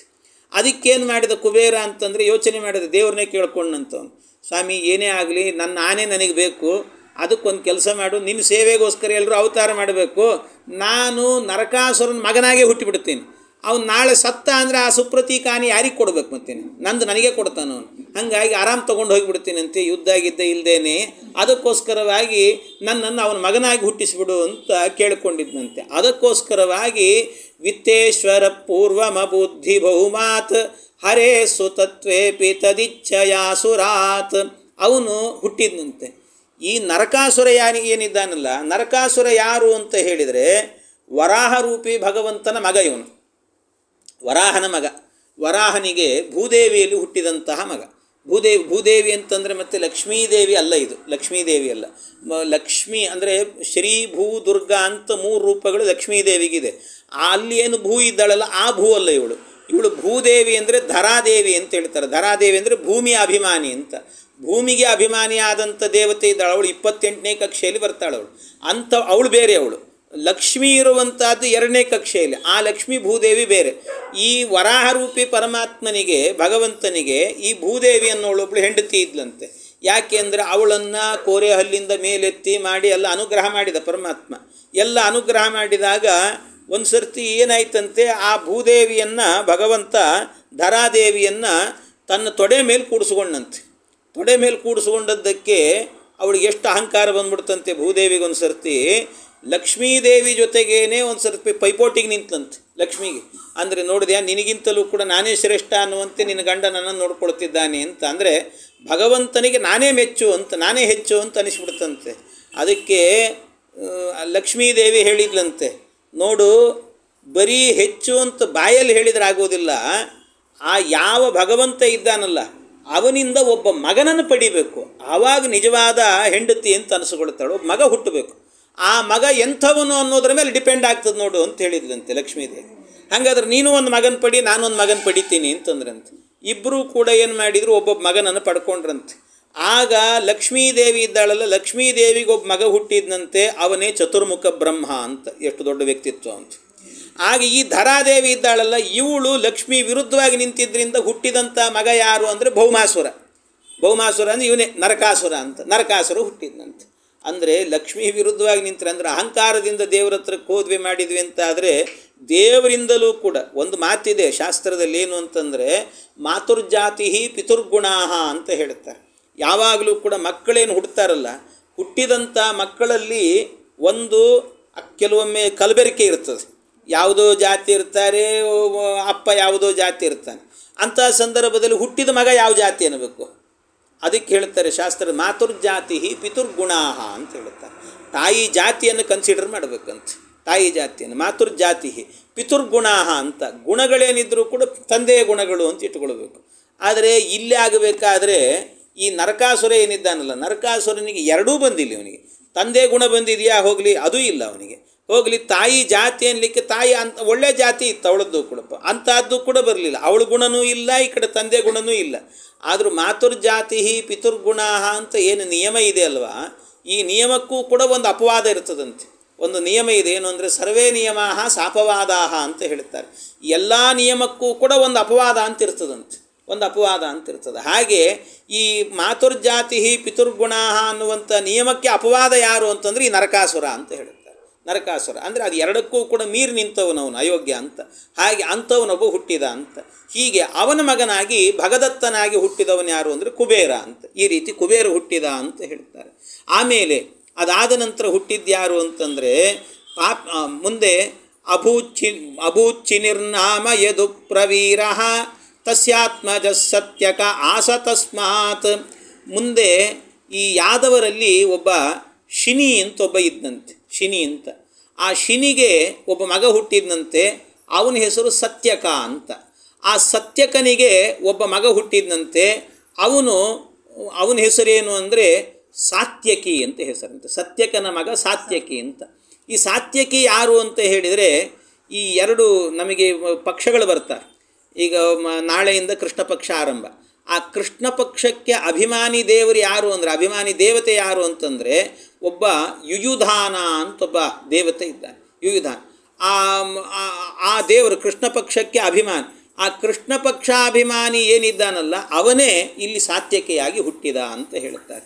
ಆ ಕೃಷ್ಣ ಪಕ್ಷಾಭಿಮಾನಿ ಅವನಿಂದ ಹುಟ್ಟಿದವನು ಯುಯುಧಾನ ಅಂತ, ಆ ಸಾತ್ಯಕೆಯ ಮಗ. ಆ ಯುಯುಧಾನ ಅವನಲ್ಲಿ ವಿಶೇಷವಾಗಿ ಏನು ಅಂದರೆ ಗರುಡದೇವರ ಅಂಶ ಇತ್ತು ಅಂತಲೂ ಕೂಡ ಹೇಳಿದ್ದಾರೆ. ಗರುಡದೇವರ ಅಂಶ, ಈ ರೀತಿ ಅವನು ಹುಟ್ಟಿದ ಅಂತ ಹೇಳುತ್ತಾರೆ. ಆಮೇಲೆ ಮುಂದೆ ಸಪಾಂಚಜನ್ಯಾಂಶ ಯುತೋ ಮರುತ್ಸು ತತಾಂಶಯುಕ್ತ ಪ್ರವಹಸ್ಯ ವೀರ ನಾಮಾಸ್ಯ ಚಾಭೂತ್ಕೃತವರ್ಮೇತ್ಯತಾನ್ಯೇ ಯಾದವಾಸ್ತೇಪಿ ಸುರಾಸ ಗೋಪಾಹ. ಇನ್ನೊಬ್ಬ ಏನಾಯ್ತಂತೆ, ಹೃದಿಕ ಅಂತೊಬ್ಬ ಇದ್ದ. ಆ ಹೃದಿಕನ ಮಗನಾಗಿ ಒಬ್ಬ ಹುಟ್ಟಿದ್ದಾನೆ. ಅವನು ಪಾಂಚಜನ್ಯ ಅನ್ನುವ ಶಂಖಕ್ಕೆ ಅಭಿಮಾನಿಯಂತೆ. ಆ ಶಂಖಾಭಿಮಾನಿಯಾದಂಥ ವ್ಯಕ್ತಿ ಹುಟ್ಟಿದ. ಅವನಿಗೇನು ಹೆಸರು ಅಂತ ಹೇಳಿದರೆ ಹಾರ್ದಿಕ್ಯ ಅಂತ ಹೆಸರು ಅಂತ ಹೇಳ್ತಾರೆ, ಹಾರ್ದಿಕ್ಯ ಅಂತ. ಹೀಗೆ ಆಮೇಲೆ ಮುಂದೆ ಆಗಬೇಕಾದ್ರೆ ಅವನಿಗೆ ಹುಟ್ಟಿದವನು ಯಾರು ಅಂತಂದರೆ ಕೃತವರ್ಮ ಅನ್ನುವಂಥವನು ಹುಟ್ಟಿದ. ಆ ಕೃತವರ್ಮನ ಕಥೆಯೆಲ್ಲ ಮುಂದೆ ಬರ್ತದೆ. ಈ ಸ್ಯಾಮಂತಕ ಮಣಿಯನ್ನೆಲ್ಲ ಅಪಹರಣ ಮಾಡಬೇಕಾದ್ರೆ ಅವ್ರದ್ದೆಲ್ಲ ಕಥೆ ಜಾಸ್ತಿ ಇದೆ ಅಲ್ಲಿ. ಹಾಗೆ ಅವರೆಲ್ಲ ಇವರೆಲ್ಲರೂ ಕೂಡ ಹುಟ್ಟಿದರು ಅಂತ. ಅಂತೂ ಇಷ್ಟೆಲ್ಲ ಹುಟ್ಟಿದ್ರು, ಇವ್ರ ಬಗ್ಗೆ ಏನು ಹೇಳಬೇಕು? ಅದಕ್ಕೆ ಮಧ್ವಾಚಾರ್ಯರು ಒಂದು ನಿರ್ಣಯ ಕೊಟ್ಟಿದ್ದಾರೆ. ಯಾರ್ಯಾರು ದೇವತೆಗಳು ಯಾರ್ಯಾರು ರಾಕ್ಷಸರು, ಯಾಕೆ ಎಷ್ಟು ಜನ ರಾಕ್ಷಸರು ಏನು ಕತೆ, ಎಷ್ಟು ಜನ ದೇವತೆಗಳು ಎಲ್ಲರೂ ಹುಟ್ಟಿದ್ದು ಅವತಾರ ಮಾಡಿದ್ದಾರೆ. ಯಾರ್ಯಾರನ್ನ ಹೆಂಗೆ ಗುರ್ತಿಡಿಯೋದು ನಾವು ಅಂತಂದರೆ ಒಂದು ತೀರ್ಮಾನ ಮಾಡ್ಕೊಳ್ರಿ ಅಂತಾರೆ ಮಧ್ವಾಚಾರ್ಯ. ಏನು ತೀರ್ಮಾನ ಮಾಡಬೇಕು ಅಂದರೆ ಯಾರ್ಯಾರು ಪಾಂಡವಾನಾಂ ಅಭವನ್ ಸಹಾಯಾ ದೇವಾಶ್ಚ ದೇವಾನುಚರಾ ಸಮಸ್ತಾ, ಯಾರ್ಯಾರು ಪಾಂಡವರಿಗೆ ಸಹಾಯ ಮಾಡಿದ್ರಲ್ಲ ಅವರೆಲ್ಲ ದೇವತೆಗಳು ಅಂತ ತಿಳ್ಕೊಂಬಿಡ್ರಿ. ಯಾರ್ಯಾರು ಪಾಂಡವರನ್ನು ವಿರೋಧ ಮಾಡಿಕೊಂಡಿದ್ರಲ್ವ ಅಂದರೆ ಶತ್ರುಗಳಂತೆ ನೋಡಿದ್ರಲ್ಲ ಅವರೆಲ್ಲರೂ ಕೂಡ ಯಾರು ಅಂದರೆ ದೈತ್ಯರು ಅಂತ ತಿಳ್ಕೊಂಬಿಡ್ರಿ. ಹೀಗೆ ಇದು ನಿರ್ಣಯ ಮಾಡ್ಕೊಂಬಿಡ್ರಿ ಅಂತ ಮಧ್ವಾಚಾರ್ಯ ಹೇಳುತ್ತಾರೆ. ಅಲ್ಲಿ ಹಿಂಗೆ ನಿರ್ಣಯ ಮಾಡಿದರೆ ಭಾಳ ಕಷ್ಟ ಆಗಿಬಿಡ್ತದೆ ಮತ್ತೆ. ಯಾಕೆ ಅಂದರೆ ಯಾರ್ಯಾರು ಪಾಂಡವರಿಗೆ ಸಹಾಯ ಮಾಡಿದ್ರು ಅವರು ದೇವತೆಗಳು, ಯಾರು ಪಾಂಡವರು ವಿರುದ್ಧವಾಗಿ ನಿಂತಿದ್ರು ಅವರೆಲ್ಲ ದೈತ್ಯರು ಅಂದರೆ ಮತ್ತು ಭೀಷ್ಮಾಚಾರ್ಯ ಏನಾಗಬೇಕು, ದ್ರೋಣಾಚಾರ್ಯ ಏನಾಗಬೇಕು, ಕೃಪಾಚಾರ್ಯ ಏನಾಗಬೇಕು, ಅಶ್ವತ್ಥಾಮಾಚಾರ್ಯ ಏನಾಗಬೇಕು? ಭಾಳ ದೊಡ್ಡ ಸಮಸ್ಯೆ ಇದು. ಏನು ಮಾಡಬೇಕು? ಹಾಗಾಗಿ ಇದು ಭಾಳ ಕಠಿಣ ಆಗಿಬಿಡ್ತದೆ. ಆಚಾರ್ಯರ ನಿರ್ಣಯ ಅನ್ನೋದು ಭಾಳ ಕಷ್ಟ ಆಗ್ತದಲ್ಲ ಅಂತ. ಅದಕ್ಕೆ ಆ ನಿರ್ಣಯಕ್ಕೆ ವಾದರಾಜ ಸ್ವಾಮಿಗಳು ವ್ಯಾಖ್ಯಾನವನ್ನು ಬರೀತಾರೆ. ವಾದರಾಜ ಸ್ವಾಮಿಗಳು ಹೇಳ್ತಾರೆ, ಮಧ್ವಾಚಾರ್ಯ ನಿರ್ಣಯದ ಅಭಿಪ್ರಾಯ ಏನು ಅಂದರೆ ಯಾರ್ಯಾರು ಪಾಂಡವರ ಪಕ್ಷದಲ್ಲಿದ್ದರೋ ಅವರೆಲ್ಲರೂ ಕೂಡ ದೇವತೆಗಳು, ಯಾರು ಕೌರವರ ಪಕ್ಷದಲ್ಲಿದ್ದರೋ ಅವರು ದೈತ್ಯರು ಅಂತ. ಹಾಗೆ ಅಭಿಪ್ರಾಯ ಅಲ್ಲ. ಯಾರ್ಯಾರು ಪಾಂಡವರ ಪಕ್ಷ ಅಲ್ಲ, ಯಾರ್ಯಾರು ಪಾಂಡವರ ಪಕ್ಷಪಾತಿಗಳಾಗಿದ್ದರೋ ಅವರೆಲ್ಲರೂ ಕೂಡ ದೇವತೆಗಳು, ಅವರೆಲ್ಲ ದೇವತೆಗಳು. ಯಾರು ಪಾಂಡವರ ಪಕ್ಷಪಾತಿ ಆಗಿರಲಿಲ್ಲ, ವಿರೋಧಿಗಳಾಗಿದ್ದರೋ ಅವರೆಲ್ಲರೂ ಕೂಡ ದೈತ್ಯರು. ಅಲ್ಲಿ ಕೆಲವರು ಇರ್ತಾರೆ ಮತ್ತು ಆ ಕಡೆ ಇಲ್ಲ ಈ ಕಡೆ ಇಲ್ಲ ಅಂತಿರ್ತಾರೆ, ಗೆದ್ದೆತ್ತಿನ ಬಾಲ ಅಂತಿರ್ತಾರಲ್ಲ. ಹಾಗೆ ಕೆಲವರು ಏನು ಮಾಡ್ತಾರೆ ಅಂದರೆ ಇವ್ರಿಗೆ ಗೆದ್ರೆ ಇವ್ರಿಗೆ ಜೈ, ಅವ್ರಿಗೆ ಗೆದ್ರೆ ಅವ್ರಿಗೆ ಜೈ, ರಾವಣಾಯ ಸ್ವಸ್ತಿ ರಾಮಾಯ ಸ್ವಸ್ತಿ ಅಂತ ಏನು ಹೇಳ್ತಿರ್ತಾರೆ. ಅವರೆಲ್ಲ ಏನು ಅಂದರೆ ಅವರು ದೈತ್ಯರು ಅಲ್ಲ, ದೇವತೆಗಳು ಅಲ್ಲ, ಮತ್ತೇನು ಮನುಷ್ಯರವರು ಅಂತ ತಿಳ್ಕೊಂಡ್ರು. ಅವ್ರು ಯಾರು ಗೆಲ್ತಾರೋ ಅವ್ರು ಹಿಂದಿಂದ ಹೋಗ್ತಿರ್ತಾರಂತೆ, ಅವರೆಲ್ಲ ಮನುಷ್ಯರು ಅಂತ ಹೀಗೆ ಅರ್ಥ ಮಾಡಿಕೊಳ್ಳ್ರಿ ಅಂತ ಹೇಳ್ತಾರೆ. ಅದಕ್ಕೆ ಈ ಏನು ಭೀಷ್ಮಾದಿಗಳಿದ್ದರು, ಭೀಷ್ಮಾದಿಗಳೆಲ್ಲರೂ ಕೂಡ ಕೌರವರ ಪಕ್ಷದಲ್ಲಿದ್ದರೂ ಕೂಡ ಅವ್ರು ಏನಾಗಿದ್ದರು ಅಂದರೆ ಪಾಂಡವರ ಪಕ್ಷಪಾತಿಗಳಾಗಿದ್ದರಂತೆ. ಪ್ರತಿನಿತ್ಯ ಅವರು ಬೆಳಗಾತ ಎದ್ದು ಕೂಡಲೇ ಒಂದು ದೇವರಿಗೆ ನಮಸ್ಕಾರ ಮಾಡುವಾಗ ಮೊದಲು ಹೇಳ್ತಾ ಇದ್ದ ಮಾತೇ ಏನು ಅಂದರೆ ಜಯೋಸ್ತು ಪಾಂಡುಪುತ್ರಾಣಾಂ ಅಂತ ಹೇಳ್ತಿದ್ದರಂತೆ. ಪಾಂಡವರಿಗೆ ಜಯವಾಗಲಿ ಅಂತ ಹೇಳ್ತಿದ್ರಂತೆ. ಪಾಂಡವರಿಗೆ ಜಯ ಸಿಗಲಿ, ಯಾವತ್ತೂ ಕೂಡ ಈ ದುಷ್ಟ ದುರ್ಯೋಧನಾದಿಗಳಿಗೆ ಜಯ ಸಿಗಬಾರ್ದು ಅಂತ ಹೇಳೋರಂತೆ. ಈ ರೀತಿಯಲ್ಲಿ ಇಂಥ ಪರಮ ನೀಚರಿಗೆ ಜಯ ಸಿಗಬಾರ್ದು, ಕೇವಲ ಸಜ್ಜನರಾದಂಥ ಪಾಂಡವರಿಗೆ ಜಯ ಸಿಗಬೇಕು ಅಂತ ಹೇಳ್ತಿದ್ರಂತೆ. ಹಾಗಾಗಿ ಎಲ್ಲರನ್ನೂ ಕೂಡ ಬರೀ ಒಂದು ಪಕ್ಷದಲ್ಲಿದ್ದಾರೆ ಅಂತ ತಿಳ್ಕೊಂಡು ಅವರನ್ನು ದೈತ್ಯರು ಅಂತ ತೀರ್ಮಾನ ಮಾಡಿಬಿಡಬಾರ್ದು. ಮಧ್ವಾಚಾರ್ಯ ನಿರ್ಣಯ ಕೊಡ್ತಾರೆ. ಕೆಲವೊಮ್ಮೆ ಏನಾಗಿಬಿಡ್ತದೆ ಅಂತಂದರೆ ಲಿಂಗಂ ಸುರಾಣಾಂ ಹಿ ಪರೈವ ಭಕ್ತಿ ವಿಷ್ಣು ತದನ್ಯೇಷು ಚ ತತ್ಪ್ರತೀಪತ. ಆಚಾರ್ಯ ಹೇಳ್ತಾರೆ, ಕೆಲವೊಮ್ಮೆ ದುಷ್ಟರ ಪಕ್ಷದಲ್ಲಿ ಇರ್ತಾರೆ, ಆದರೆ ಅವರು ಸಜ್ಜನರಾಗಿರ್ತಾರಂತೆ. ಹಾಗಾಗಿ ಅವರನ್ನು ದೈತ್ಯರು ಅಂತೆಲ್ಲ ತೀರ್ಮಾನ ಮಾಡಿಬಿಡಬಾರ್ದು. ಈಗ ಉದಾಹರಣೆಗೆ ಹೇಳಬೇಕು ಅಂದರೆ ಅಕ್ರೂರ ಎಂಥ ಕೃಷ್ಣನ ಭಕ್ತ, ಆದರೆ ಕೆಲಸ ಮಾಡ್ತಾ ಇದ್ದದ್ದು ಎಲ್ಲಿ ಅಂದರೆ ಕಂಸನ ಮಂತ್ರಿಯಾಗಿ ಕೆಲಸ ಮಾಡ್ತಿದ್ದ. ಅವನಿಗೂ ಗೊತ್ತಿತ್ತು, ಕಂಸನಿಗೂ ಗೊತ್ತಿತ್ತು ಇವನು ಕೃಷ್ಣನ ಭಕ್ತ ಅನ್ನೋದು ಗೊತ್ತಿತ್ತು ಅವನಿಗೂ ಕೂಡ. ಆದರೂ ಕೂಡ ಅವನು ಕೆಲಸಕ್ಕೆ ಇಟ್ಕೊಂಡಿದ್ದ, ಇವನು ಅಲ್ಲಿ ಕೆಲಸ ಮಾಡ್ತಿದ್ದ. ಮತ್ತು ಅಲ್ಲಿ ಕೆಲಸ ಮಾಡ್ತಿದ್ದ ಅಂದರೆ ಇವನು ನೀಚ ಅಲ್ವಾ ಅಂತಂದರೆ ಹಂಗೆ ಅನ್ನಬಾರ್ದಂತೆ. ಯಾಕೆ ಅಂದರೆ ಎಲ್ಲರಿಗೂ ಕೂಡ ಒಂದು ಉಪಜೀವನ ಅಂತ ಇರ್ತದಂತೆ. ಉಪಜೀವನ ಅಂದರೆ ಅವರ ಹೊಟ್ಟೆಪಾಡಿಗೋಸ್ಕರವಾಗಿ ಕೆಲಸ ಅಲ್ಲಿ ಮಾಡ್ತಾ ಇದ್ದ. ಅಂದ ಮಾತ್ರಕ್ಕೇನೆ ಅವನು ಭಕ್ತ ಅಂತ ಅರ್ಥ ಅಲ್ಲ, ಕಂಸನ ಭಕ್ತ ಅಂತ ಅರ್ಥ ಅಲ್ಲ. ಅಂದರೆ ಅವ್ರು ಏನಾಗ್ತಿದ್ರು ಅಂತಂದರೆ ಎಲ್ಲರೂ ಕೂಡ ಈ ರೀತಿಯಲ್ಲಿ ಕೆಲಸ ಒಂದೊಂದು ಕಡೆ ಮಾಡ್ತಿದ್ರು. ಅವ್ರು ಇರಬೇಕಾದ್ರೆ ಕಂಸನ ಕಡೆಯಲ್ಲಿ ಇರ್ತಿದ್ರು. ಫಿಸಿಕಲಿ ಅವರೆಲ್ಲರೂ ಕೂಡ ಕಂಸನ ಹತ್ತಿರದಲ್ಲೇ ಇದ್ದರೂ ಕೂಡ ಮೆಂಟಲಿ ಯಾವಾಗಲೂ ಕೂಡ ಕೃಷ್ಣನ ಭಕ್ತರೇ ಆಗಿರ್ತಿದ್ರಂತೆ. ಹಾಗಾಗಿ ಇದ್ರ ಮೂಲಕ ಮಧ್ವಾಚಾರ್ಯ ನಮಗೆ ನಿರ್ಣಯ ಕೊಡ್ತಾರೆ. ಯಾಕೆಂದ್ರೆ ಏನು ನಿರ್ಣಯ ಕೊಟ್ಟಿದ್ದಾರೆ ಅಂದರೆ ನಮಗೂ ಉಪಜೀವನ ಅಂತ ಹೇಳಿಬಿಟ್ಟು ಎಲ್ಲೆಲ್ಲೋ ಕೆಲಸ ಮಾಡೋ ಪ್ರಸಂಗ ಬರ್ತಿರ್ತದೆ. ಜೀವನದಲ್ಲಿ ಯಾವುದೋ ಏನೋ ಬೇಡ ಅಂದರೂ ಕೂಡ ಯಾರೋ ಒಬ್ಬ ಸಾಧಿ ಕೈಯಲ್ಲಿ ಕೆಲಸ ಮಾಡಬೇಕಾಗ್ತದೆ. ಅಂಥ ಸಂದರ್ಭದೇ ಇವರು ಅಯೋಗ್ಯರ ಕೈಯಲ್ಲಿ ಯಾಕಪ್ಪ ಕೆಲಸ ಮಾಡಬೇಕು ನಾವು ಅಂದರೆ ಅಲ್ಲ, ಉಪಜೀವನ, ಅದು ಉಪಜೀವನ. ಅಂದ ಮಾತ್ರ ಅವ್ರ ಹತ್ರ ಕೆಲಸ ಮಾಡ್ತಿದ್ದೀರಿ ಅಂದ ಮಾತ್ರಕ್ಕೇನೆ ಅವ್ರು ದಾಸರು ಅಂತ ಅರ್ಥ ಅಲ್ಲ. ಮತ್ತು ನಾವು ಕೃಷ್ಣನ ಭಕ್ತರೇನೆ. ಅಕ್ರೂರ ಹೇಗೆ ಕಂಸನ ಬಳಿಯಲ್ಲಿದ್ದರೂ ಕೂಡ ಅವನ ಮನಸ್ಸಿನಿಂದ ಕೃಷ್ಣನ ಭಕ್ತನಾಗಿದ್ದ. ಹಾಗೆ ನೀವು ಯಾರ ಬಳಿಯಲ್ಲಿ ಕೆಲಸ ಮಾಡ್ತಾ ಇದ್ದರೂ ಕೂಡ ಮನಸ್ಸಿನಿಂದ ಮಾಧ್ವರಾಗಿದ್ರಿ ಅಂದರೆ ಸಾಕು, ಮೋಕ್ಷ ಸಿಗ್ತದೆ ಅಂತ ಅರ್ಥ ಅದಕ್ಕೆ. ಹಾಗಾಗಿ ಆ ದೃಷ್ಟಿಕೋನ. ಯಾಕೆಂದರೆ ಇಲ್ಲ ಅಂದರೆ ನೀವು ಅಲ್ಲೆಲ್ಲೋ ಕೆಲಸ ಮಾಡ್ತೀರಿ, ಎಲ್ಲರೂ ಮಠದಲ್ಲೇ ಕೆಲಸ ಮಾಡಲಿಕ್ಕಾಗ್ತದೆ. ಮತ್ತು ಎಲ್ಲರೂ ಮಠದಲ್ಲೇ ಮಾಡಬೇಕು, ಎಷ್ಟು ಮಠ ಕಟ್ಟಬೇಕು, ಏನು ಕತೆ ಅಲ್ವ, ಭಾಳ ಕಷ್ಟ ಆಗ್ತದೆ. ಅದರಿಂದಾಗಿ ಎಲ್ಲರೂ ಅಲ್ಲೇ ಮಾಡಲಿಕ್ಕಾಗಲ್ಲ. ಮತ್ತು ಮಠ ನಡಿಬೇಕು ಅಂದರೂ ಹೊರಗಡೆ ಇವರು ಇನ್ನೊಬ್ರು ಯಾರೋ ಕೆಲಸ ಮಾಡಬೇಕಾಗ್ತದೆ. ಆಗ ಇದೆಲ್ಲ ಪರಸ್ಪರವಾಗಿ ಒಂದು ಹೊಂದಾಣಿಕೆ ಇದೆಲ್ಲವೂ ಕೂಡ. ಆದ್ದರಿಂದಾಗಿ ಇಲ್ಲಿಲ್ಲ ಅಂದ ಮಾತ್ರಕ್ಕೇನೆ ಅವ್ರನ್ನ ದುಷ್ಟರು ಅಂತ ತಿಳ್ಕೊಂಬಿಡಬಾರ್ದಂತ. ಇದು ಆಚಾರ್ಯರು ಕೊಡುವಂಥ ನಿರ್ಣಯಗಳಿವೆಲ್ಲವೂ ಕೂಡ ಅಂತ ಹೇಳುತ್ತಾರೆ. ಹೀಗೆ ಇಂಥದ್ದು ಲಿಂಗಂ ಸುರಾಣಾಂ ಹಿ ಪರೈವ ಭಕ್ತಿ. ವಿಷ್ಣುವಿನಲ್ಲಿ ಭಕ್ತಿ ಇತ್ತು ಅಂತ ಆದರೆ ಅವರೆಲ್ಲ ಸಜ್ಜನರು ಅಂತ ತೀರ್ಮಾನ ಮಾಡಿಬಿಡ್ರಿ. ಎಲ್ಲೋ ಕೆಲಸ ಮಾಡ್ತಿದ್ದೀವಿ, ಭಾಳ ಜನಕ್ಕೆ ಇದೊಂದು ದುಃಖ ಇರ್ತದೆ. ಅಯ್ಯೋ ನಾವು ಏನು ಮಾಡಲಿಲ್ಲ, ಮಠದಲ್ಲಿ ಕೆಲಸ ಮಾಡಲಿಲ್ಲ, ರಾಯರ ಸೇವೆ ಮಾಡ್ಕೊಂಡಿರಲಿಲ್ಲ, ವೃಂದಾವನ ಪೂಜೆ ಮಾಡಲಿಲ್ಲ, ನಾವೆಲ್ಲ ಪಾಪಿಷ್ಟ್ರು ಅನ್ಕೋಬೇಡ್ರಿ ಯಾರೂ ಕೂಡ. ಯಾಕೆ ಎಲ್ಲೇ ಕೆಲಸ ಮಾಡ್ತಿದ್ರೂ ಕೂಡ ರಾಯರ ಸೇವೆ, ರಾಯರು ನಮ್ಮ ಗುರುಗಳು ಅಂತ ನಂಬಿದ್ರು ಸಾಕಂತೆ, ಅವರಿಗೂ ಮೋಕ್ಷ ಆಗ್ತದೆ ಅಂತ ಹೇಳಿದ್ದಾರೆ ಆಚಾರ್ಯ. ಹಾಗಾಗಿ ಈ ರೀತಿ ಬದುಕಬೇಕು ಅಂತ ಹೇಳ್ತಾರೆ. ಇನ್ನು ಈ ವಸುದೇವನ ಹೆಂಡತಿ ದೇವಕಿ ಇದ್ದಾಳಲ್ಲ, ಆ ದೇವಕಿ ಅವಳನ್ನಾಗಲೇ ಹೇಳಿದ್ವಿ ನಾವು, ಅದಿತಿನೇ ದೇವಕಿ ಆಗಿದ್ದಾಳೆ. ಅವಳು ಯಾರ ಮಗಳಾಗಿ ಹುಟ್ಟಿದ್ಲು ಅಂತಂದರೆ ಅವಳು ದೇವಕನ ಮಗಳಾಗಿ ಹುಟ್ಟಿದ್ಲಂತೆ.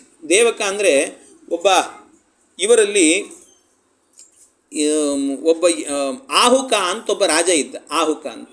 ಆ ಆಹುಕನಿಗೆ ಇಬ್ಬರು ಮಕ್ಕಳು. ಆಹುಕನಿಗೆ ಒಬ್ಬ ಉಗ್ರಸೇನ, ಇನ್ನೊಬ್ಬ ದೇವಕ ಅಂತ. ಆ ಉಗ್ರಸೇನನಿಗೆ ಹುಟ್ಟಿದವನು ಆಗಲೇ ನಿನ್ನೆ ಹೇಳಿದ್ವಿ ಕಂಸ ಹುಟ್ಟಿದ ಅಂತ. ಅಂದರೆ ಉಗ್ರಸೇನಿಗೆ ಹುಟ್ಟಿದ್ದಲ್ಲ, ಉಗ್ರಸೇನ ಹೆಂಡತಿಯಲ್ಲಿ ಹುಟ್ಟಿದವನು ಅಂತ. ಇನ್ನೊಬ್ಬ ಇದ್ದಾನೆ ದೇವಕ.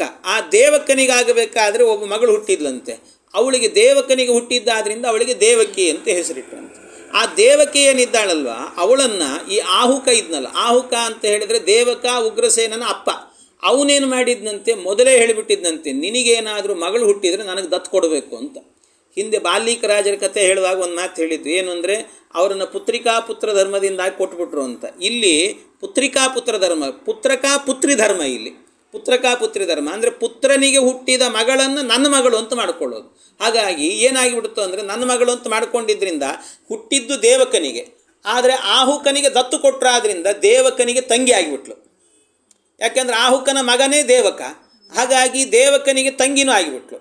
ಹಾಗೆ ಅಂದರೆ ಉಗ್ರಸೇನನಿಗೂ ತಂಗಿ ಅಂತಾಯಿತು.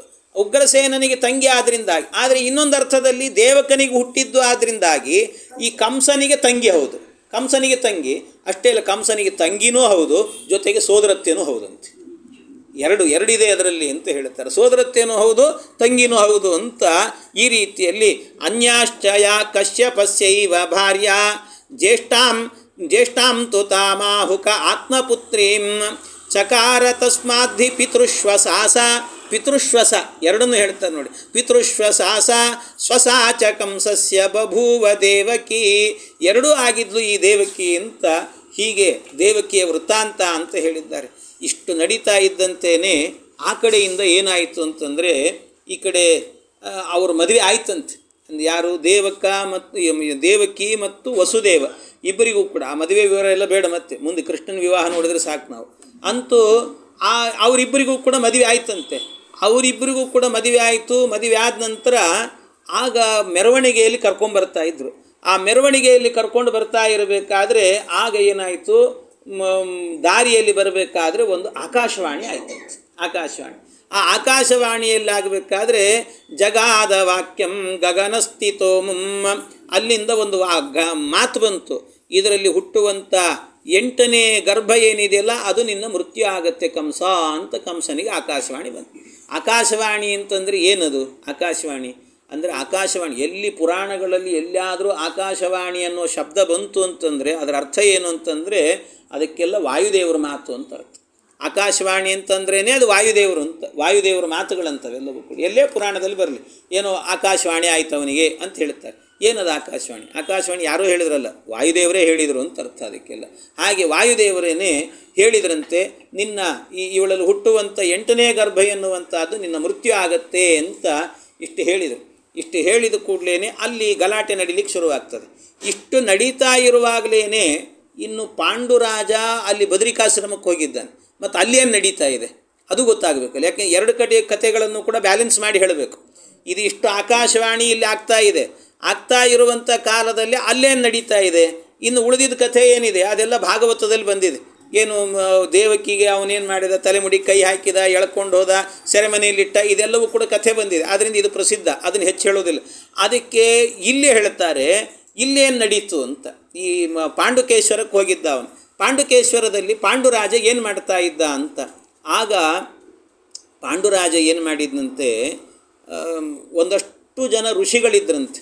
ಆ ಋಷಿಗಳೆಲ್ಲರೂ ಕೂಡ 6 ತಿಂಗಳುಗಳ ಕಾಲ ಅಲ್ಲೇ ಇದ್ದರಂತೆ, ಬದರಿಕಾಶ್ರಮದಲ್ಲೇ ಇದ್ದರಂತೆ. ಅವರೆಲ್ಲರೂ ಕೂಡ 6 ತಿಂಗಳ ಆದ ನಂತರ ಏನು ಮಾಡಿದ್ರಂತೆ, 6 ತಿಂಗಳಾದಮೇಲೆ ಮತ್ತು ಬದರಿ ಕ್ಲೋಸ್ ಆಗ್ತದಲ್ಲ, ಆ ಕಾಲದಲ್ಲೂ ಕ್ಲೋಸ್ ಆಗ್ತಿತ್ತಂತೆ, ಆವಾಗಲೂ ಕೂಡ ಹಾಗೆ ಇತ್ತು ನಿಯಮ. ಆದ್ದರಿಂದ ಆ ಎಲ್ಲ ಋಷಿಗಳು ಕೂಡ 6 ತಿಂಗಳು ತಪಸ್ಸನ್ನು ಮಾಡಿ ಇನ್ನೇನು ಬದರಿಕಾಶ್ರಮ ಬಂದಾಗ್ತಾ ಇದೆ ಅನ್ನಬೇಕಾದ್ರೆ ಅವರೆಲ್ಲರೂ ಕೂಡ ಬ್ರಹ್ಮಲೋಕಕ್ಕೆ ಹೋಗಬೇಕು ಅಂತ ಹೇಳಿಬಿಟ್ಟು ಅವರೆಲ್ಲರೂ ಕೂಡ ಬ್ರಹ್ಮಲೋಕದ ಕಡೆಗೆ ಗಮನ ಮಾಡಿದ್ರಂತೆ, ಎಲ್ಲರೂ ಕೂಡ ಹೊರಟ್ರಂತೆ. ಅವರೆಲ್ಲ ಹೊರಡಬೇಕಾದ್ರೆ ಪಾಂಡುರಾಜ ನೋಡಿದ. ಪಾಂಡುರಾಜನು ಕೂಡ ಏನು ಮಾಡಿದಂತೆ, ನಾನು ಬ್ರಹ್ಮಲೋಕಕ್ಕೆ ಬರ್ತೀನಿ ಅಂತ ಹೇಳಿಬಿಟ್ಟು ಆ ಋಷಿಗಳ ಜೊತೆಗೆ ತಾನೂ ಹೊರಟ. ತದಾ ಮುನೀಂದ್ರ ಸಂಯುತ ಸದೋ ವಿಧಾತುರುತ್ತಮಂ ಸ ಪಾಂಡುರಾಪ್ತು ಮೈಚ್ಛತನ್ಯವಾರಯಂಶ್ಚ ತೇ ತದಾ. ಎಲ್ಲ ಹೋಗುವಾಗ ಕೆಲವು ದೇವತೆಗಳಿದ್ರಂತೆ, ಆ ದೇವತೆಗಳೆಲ್ಲ ಸೇರಿಕೊಂಡು ಪಾಂಡುವನ್ನು ತಳ್ಳಿದ್ರಂತೆ. ನಿನಗೆ ಬ್ರಹ್ಮಲೋಕಕ್ಕೆ ಬರಲಿಕ್ಕೆ ಯೋಗ್ಯತೆ ಇಲ್ಲ, ನೀನು ಹೋಗಿ ನೀನು ಅಂತಂದ್ರಂತೆ. ಯಾಕೆ, ನನಗ್ಯಾಕೆ ಆ ಯೋಗ್ಯತೆ ಇಲ್ಲ ಅಂತ ಕೇಳಿದರೆ ಅದಕ್ಕೆ ಅವನಿಗೆ ಹೇಳಿದ್ರಂತೆ, ನಿನಗೆ ಸಂತಾನ ಆಗಿಲ್ಲ ಅಂದ್ರಂತೆ. ನಿನಗೆ ಸಂತಾನ ಆಗಿಲ್ಲ, ಸಂತಾನ ಆಗದೆ ಇರೋದ್ರಿಂದಾಗಿ ನಿನಗೆ ಬ್ರಹ್ಮಲೋಕಕ್ಕೆ ಪ್ರವೇಶ ಇಲ್ಲ ಅಂತ ಹೇಳ್ತಾರೆ. ಅಲ್ಲಿ ಪ್ರವೇಶ ನಿನಗಿಲ್ಲ, ಅದರಿಂದ ಮಕ್ಕಳನ್ನು ಪಡೆದ ಮೇಲೇ ನಿನಗೆ ಇಲ್ಲಿ ಒಳಗೆ ಪ್ರವೇಶ ಮಾಡ್ತೀವಿ, ಇಲ್ದಿದ್ರೆ ಇಲ್ಲ ಅಂತ ಹೇಳಿ ಕಳಿಸಿಬಿಟ್ರಂತೆ. ಅದಕ್ಕೆ ಹೇಳ್ತಾರೆ, ಅಲ್ಲ ಹಾಗಾದ್ರೆ ಮಕ್ಕಳಿಲ್ಲ ಅಂದರೆ ಅಪುತ್ರಸ್ಯ ಗತಿರ್ನಾಸ್ತಿ ಅಂತ ಹೇಳ್ತಾರೆ. ಮಕ್ಕಳಿಲ್ಲದವರಿಗೆ ಸದ್ಗತಿ ಇಲ್ಲ ಅಂತ. ಹಂಗಾರೆ ಮಕ್ಕಳಿಲ್ಲ ಅಂದರೆ ಸದ್ಗತಿ ಇಲ್ವಾ ಹಾಗಾದರೆ ಅಂತ ಕೇಳಿದರೆ ಹಂಗರ್ಥ ಅಲ್ಲ. ಯಾಕೆ ಅಂದರೆ ಮಕ್ಕಳಿಲ್ಲದವರಿಗೂ ಕೂಡ ಸದ್ಗತಿ ಎನ್ನುವಂಥದ್ದು ಇದೆ. ಅಂಥದ್ದು ಪುರಾಣದಲ್ಲಿ ಬೇಕಾದಷ್ಟು ಕಥೆ ಎನ್ನುವಂಥದ್ದು ಬರ್ತದೆ. ಒಂದು ಕಥೆ ಏನು ಅಂತಂದರೆ, ಈ ವಿದಿಶಾ ಅಂತ ಒಂದು ನಗರ, ವಿದಿಶಾಪಟ್ಟಣ ಅಂತ ಹೇಳ್ತಾರೆ. ಆ ವಿದಿಶಾಪಟ್ಟಣಕ್ಕೂ ಒಬ್ಬ ಅರಸ ಇದ್ನಂತೆ. ಅವನ ಹೆಸರೇನು ಅಂತಂದರೆ ರುಗ್ಮಾಂಗದ ಅಂತ ಹೆಸರು ಒಂದು, ರುಗ್ಮಾಂಗದ. ಆ ರುಗ್ಮಾಂಗದನಿಗೆ ಒಬ್ಬ ಹೆಂಡತಿ ಇದ್ದಂತೆ, ಅವಳ ಹೆಸರೇನು ಸಂಧ್ಯಾವಳಿ ಅಂತ. ಈ ರುಗ್ಮಾಂಗದ ಮತ್ತು ಸಂಧ್ಯಾವಳಿ ಇಬ್ಬರಿಗೂ ಕೂಡ ಒಬ್ಬ ಮಗ ಹುಟ್ಟಿದ್ನಂತೆ. ಅವನ ಹೆಸರೇನು ಅಂದರೆ ಧರ್ಮಾಂಗದ ಅಂತ ಹೆಸರಂತೆ, ಧರ್ಮಾಂಗದ. ಇವರು ವಿಶೇಷತೆ ಏನು ಅಂದರೆ, ಈ ರುಗ್ಮಾಂಗದ ಏನಿದ್ದ, ರುಗ್ಮಾಂಗದ ಏಕಾದಶಿ ವ್ರತದ ನಿಷ್ಠೆ ಅವನಿಗೆ, ಪರಮನಿಷ್ಠೆ. ಎಂಥ ನಿಷ್ಠೆ ಅಂತ ಹೇಳಿದರೆ, ಅವನ ದೇಶದಲ್ಲಿ ಆಗಬೇಕಾದ್ರೆ ನನಗೆ ಟ್ಯಾಕ್ಸೇ ಕೊಡಬೇಡ್ರಿ, ಎಲ್ಲ ಏಕಾದಶಿ ಉಪವಾಸ ಮಾಡಿದ್ರೆ ಸಾಕು ಅಂತಿದ್ದಂತ. ಟ್ಯಾಕ್ಸೇ ಬೇಡ ನನಗೆ, ಎಲ್ಲರೂ ಏಕಾದಶಿ ಉಪವಾಸ. ಅಷ್ಟೇ ಅಲ್ಲ, ಅದ್ರ ಜೊತೆಗೆ ಯಾರಾದರೂ ಏಕಾದಶಿ ಉಪವಾಸ ಮಾಡಲಿಲ್ಲ ಅಂದರೆ ಅವ್ರ ಮನೆಗೆ ಹೋಗಿ ಕೂತು ಅವರಿಗೆ ಉಪದೇಶ ಮಾಡಿಸಿ ಬರ್ತಿದ್ದಂತೆ ಏಕಾದಶಿ ಉಪವಾಸವನ್ನು. ಇಲ್ಲ ಸ್ವಾಮಿ ನಮಗೆ ಆಗಲ್ಲ, ಕಷ್ಟ, ಸ್ವಲ್ಪ ಅವಲಕ್ಕಿ ತಿಂತೀವಿ ಅಂದರೆ ಬೇಡ ಅಂತಿದ್ದಂತೆ. ಅದು ತಿನ್ನಬೇಡ್ರಿ, ಏನೂ ಬೇಡ, ಚಾನೂ ಕುಡಿಬೇಡ್ರಿ, ಏನಿಲ್ಲ, ಉಪವಾಸ ಅಂದ್ರೆ ಉಪವಾಸ. ಹಿಂಗೆ ಮಾಡಿಸ್ತಿದ್ದಂತೆ ಎಲ್ಲರ ಕೈಯಲ್ಲೂ ಕೂಡ ಹೋಗಿ. ಆ ರೀತಿಯಲ್ಲಿ ಎಲ್ಲರ ಕೈಯಲ್ಲೂ ಕೂಡ ಅವನು ಇಡೀ ದೇಶದಲ್ಲಿ ಏಕಾದಶಿ ವ್ರತವನ್ನು ಭಾಳ ನಿಷ್ಠೆಯಿಂದ ಮಾಡಿಸ್ತಿದ್ದಂತೆ, ಎಲ್ಲರಿಂದಲೂ ಕೂಡ ಮಾಡಿಸ್ತಿದ್ದ. ಮಹಾಪುಣ್ಯ ಬಂತು ಅವನಿಗೆ. ಎಂಥ ಪುಣ್ಯ! ಏಕಾದಶಿ ವ್ರತ ಅಂದರೆ ಸುಮ್ಮನೆನ, ಅದು ಭಾರೀ ಪುಣ್ಯ ಬಂತಂತೆ. ಅದಕ್ಕೆ ಏನಾಗಿಬಿಡ್ತು ಅಂದರೆ, ಈ ಯಮಲೋಕ ಇದೆಯಲ್ಲ, ಯಮಲೋಕ ಖಾಲಿ ಹೊಡಿಲಿಕ್ಕೆ ಶುರುವಾಗಿಬಿಡ್ತಂತೆ. ಯಾಕೆ ಅಂದರೆ ಇವನು ಇಡೀ ದೇಶದಲ್ಲಿ ಎಲ್ಲರ ಕೈಯಿಂದಲೂ ಕೂಡ ಏಕಾದಶಿ ಉಪವಾಸ ಮಾಡಿಸ್ಬಿಡೋದು, ಪುಣ್ಯ ಮಾಡಿಬಿಡ್ತಿದ್ರು. ಯಾರೂ ನರಕಕ್ಕೆ ಹೋಗಲಿಕ್ಕಿಲ್ಲ. ಯಮದೇವರಿಗೆ ಸಮಸ್ಯೆ ಆಗಿಬಿಡುತ್ತೆ, ನಮಗೆ ಇಲ್ಲೆಲ್ಲ ಸಂಬಳ ಕೊಡ್ತಾ ಇದ್ದೀನಿ, ಕೆಲಸ ಇಲ್ಲ ಅಂತ ಆಗಿದೆ ಅಂತ. ದೂತರಿಗೆಲ್ಲ ಸಂಬಳ ಕೊಡ್ತಿದ್ದೀನಿ, ಸುಮ್ಮನೆ ಕೊಡ್ತಿದ್ದೀನಿ ಸಂಬಳನ, ಅವ್ರಿಗೆ ಕೆಲಸ ಇಲ್ಲ, ಏನು ಮಾಡಬೇಕು ಅಂತ ಭಾರಿ ಗೋಳಾಗಿಬಿಡುತ್ತಂತೆ. ಅದಕ್ಕೆ ಯಮದೇವರು ಏನು ಮಾಡಿದ್ರಂತೆ, ಸ್ವಾಮಿ ಹಿಂಗಾದ್ರೆ ಕಷ್ಟ ಇದೆ ನಮಗೆ, ನಮ್ಮ ಸೃಷ್ಟಿಕರ್ತ ಬ್ರಹ್ಮದೇವರೇ ನೀವೇ ಏನಾದರೂ ಒಂದು ವ್ಯವಸ್ಥೆ ಮಾಡಬೇಕು ಅಂತಂದ್ರಂತೆ. ನೀವೇ ವ್ಯವಸ್ಥೆ ಮಾಡಬೇಕು ಅಂತ ಹೇಳಿದರೆ ಅದಕ್ಕೆ ಬ್ರಹ್ಮದೇವರೇನು ಮಾಡಿದರು, ಒಬ್ಬ ಅಪ್ಸರೆ ಇದ್ದಂತೆ, ಮೋಹಿನಿ ಅಂತ ಹೆಸರು ಬಳುತ್ತೆ. ಆ ಮೋಹಿನಿ ಎನ್ನುವಂಥ ಅಪ್ಸರೆಯನ್ನು ಏನು ಮಾಡಿದ್ರಂತೆ, ಕಳಿಸಿಕೊಟ್ರಂತೆ, ಈ ರುಗ್ಮಾಂಗದನ ಹತ್ರ ಹೋಗು ಅಂತ. ರುಗ್ಮಾಂಗದನ ಹತ್ರ ಹೋದಾಗ ಆ ಮೋಹಿನಿ ಬಂದು ಅವಳ ವಯ್ಯಾರಗಳನ್ನೆಲ್ಲ ತೋರಿಸುವಾಗ ಈ ರುಗ್ಮಾಂಗದ ಅವಳಿಗೆ ಮೋಹಿತನಾದನಂತೆ. ಮೋಹಿತನಾದ ಕೂಡಲೇ ಆಗ ನನ್ನನ್ನು ಮದುವೆ ಮಾಡ್ಕೋ ಅಂತ ಕೇಳಿದ್ನಂತೆ. ಈಗಿದ್ಲು ಸಂಧ್ಯಾವಳಿ ಅಂತ ಒಬ್ಬ ಹೆಂಡತಿ ಇದ್ಲು, ರಾಜರು ಬಹುವಲ್ಲಭರು, ಹಾಗಾಗಿ ಮದುವೆ ಮಾಡ್ಕೋ ಅಂತಂದ. ಮದುವೆ ಮಾಡ್ಕೋ ಅಂತ ಹೇಳಿದ ಕೂಡಲೇ ಆಗ ಅವಳು ಹೇಳಿದ್ಲಂತೆ, ನೋಡು ನೀನು ಮದುವೆ ಮಾಡ್ಕೋ ಅಂದು, ನನಗೇನು ಬೇಡ ಅಂತ ಹೇಳಲ್ಲ, ಮದುವೆ ಮಾಡ್ಕೋತೀನಿ, ಒಂದು ಕಂಡೀಷನ್ನು ಅಂತ. ಏನು ಅಂತಂದು, ಏನು ಅಂದರೆ, ಒಂದು ನೀನು ಏನು ಏಕಾದಶಿ ವ್ರತ ಮಾಡ್ತಾ ಇದ್ದಿ ಅದನ್ನು ಇಲ್ಲಿಗೆ ಬಿಟ್ಬಿಡ್ಬೇಕು, ಯಾರಿಂದಲೂ ಮಾಡಿಸ್ಬಾರ್ದು, ನೀನು ಅದನ್ನು ನಿಲ್ಲಿಸಿಬಿಡ್ಬೇಕು, ಏಕಾದಶಿ ವ್ರತವನ್ನು ಬಿಡಬೇಕು. ಇಲ್ಲ ಅಂತಾದರೆ ನಿನ್ನ ಮಗ ಇದ್ದಾನಲ್ಲ ಧರ್ಮಾಂಗದ, ಅವನ ತಲೆ ಕಡ್ದು ಕೊಡಬೇಕು.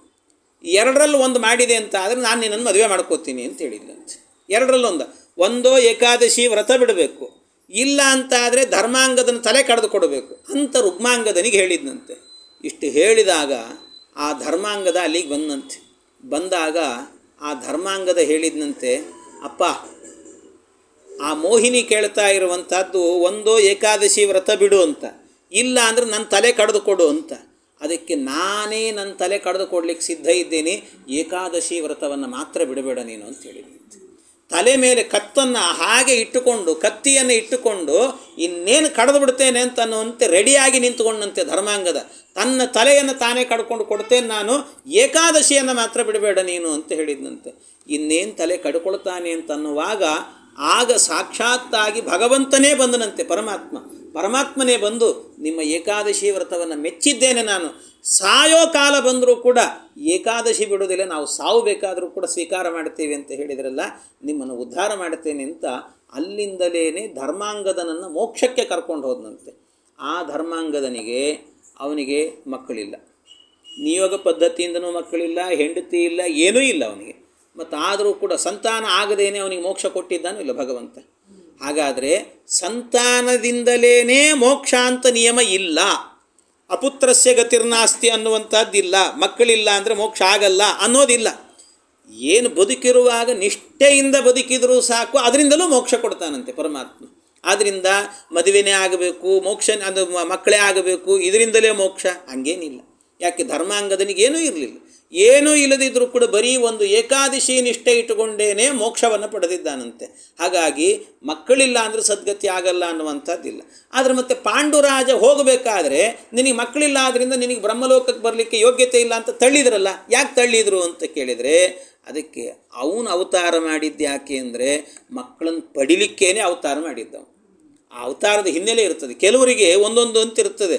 ಕೆಲವರು ಏನು ಅಂದರೆ ತಿನ್ನಲಿಕ್ಕೆ ಅಂತಲೇ ಹುಟ್ಟಿರ್ತಾರೆ, ಕೆಲವರು ಬದುಕಲಿಕ್ಕೆ ಅಂತ ತಿಂತಿರ್ತಾರೆ, ಒಬ್ಬೊಬ್ಬರು ಹಂಗೆ ಒಂದೊಂದು ರೀತಿ ಇರ್ತಾರೆ. ಹಾಗಾಗಿ ಅವ್ರು ಹುಟ್ಟಿದ ಕೆಲಸ ಅದು ಅಂತ ಹೇಳ್ಬಿಟ್ಟು ಅದನ್ನೇ ಮಾಡ್ತಿರ್ಬೇಕಂತೆ. ಆ ರೀತಿಯಲ್ಲಿ ಇಲ್ಲೂ ಕೂಡ ಆಗಬೇಕಾದ್ರೆ ಏನು ಅಂತಂದರೆ ಅವನು ಹುಟ್ಟಿದ್ದು ಯಾಕೆ ಅಂತಂದರೆ ಪಾಂಡವರಂಥ ಸಜ್ಜನರನ್ನು ಜಗತ್ತಿಗೆ ಕೊಡಲಿಕ್ಕೆ ಅಂತಲೇ ಹುಟ್ಟಿದ್ದು.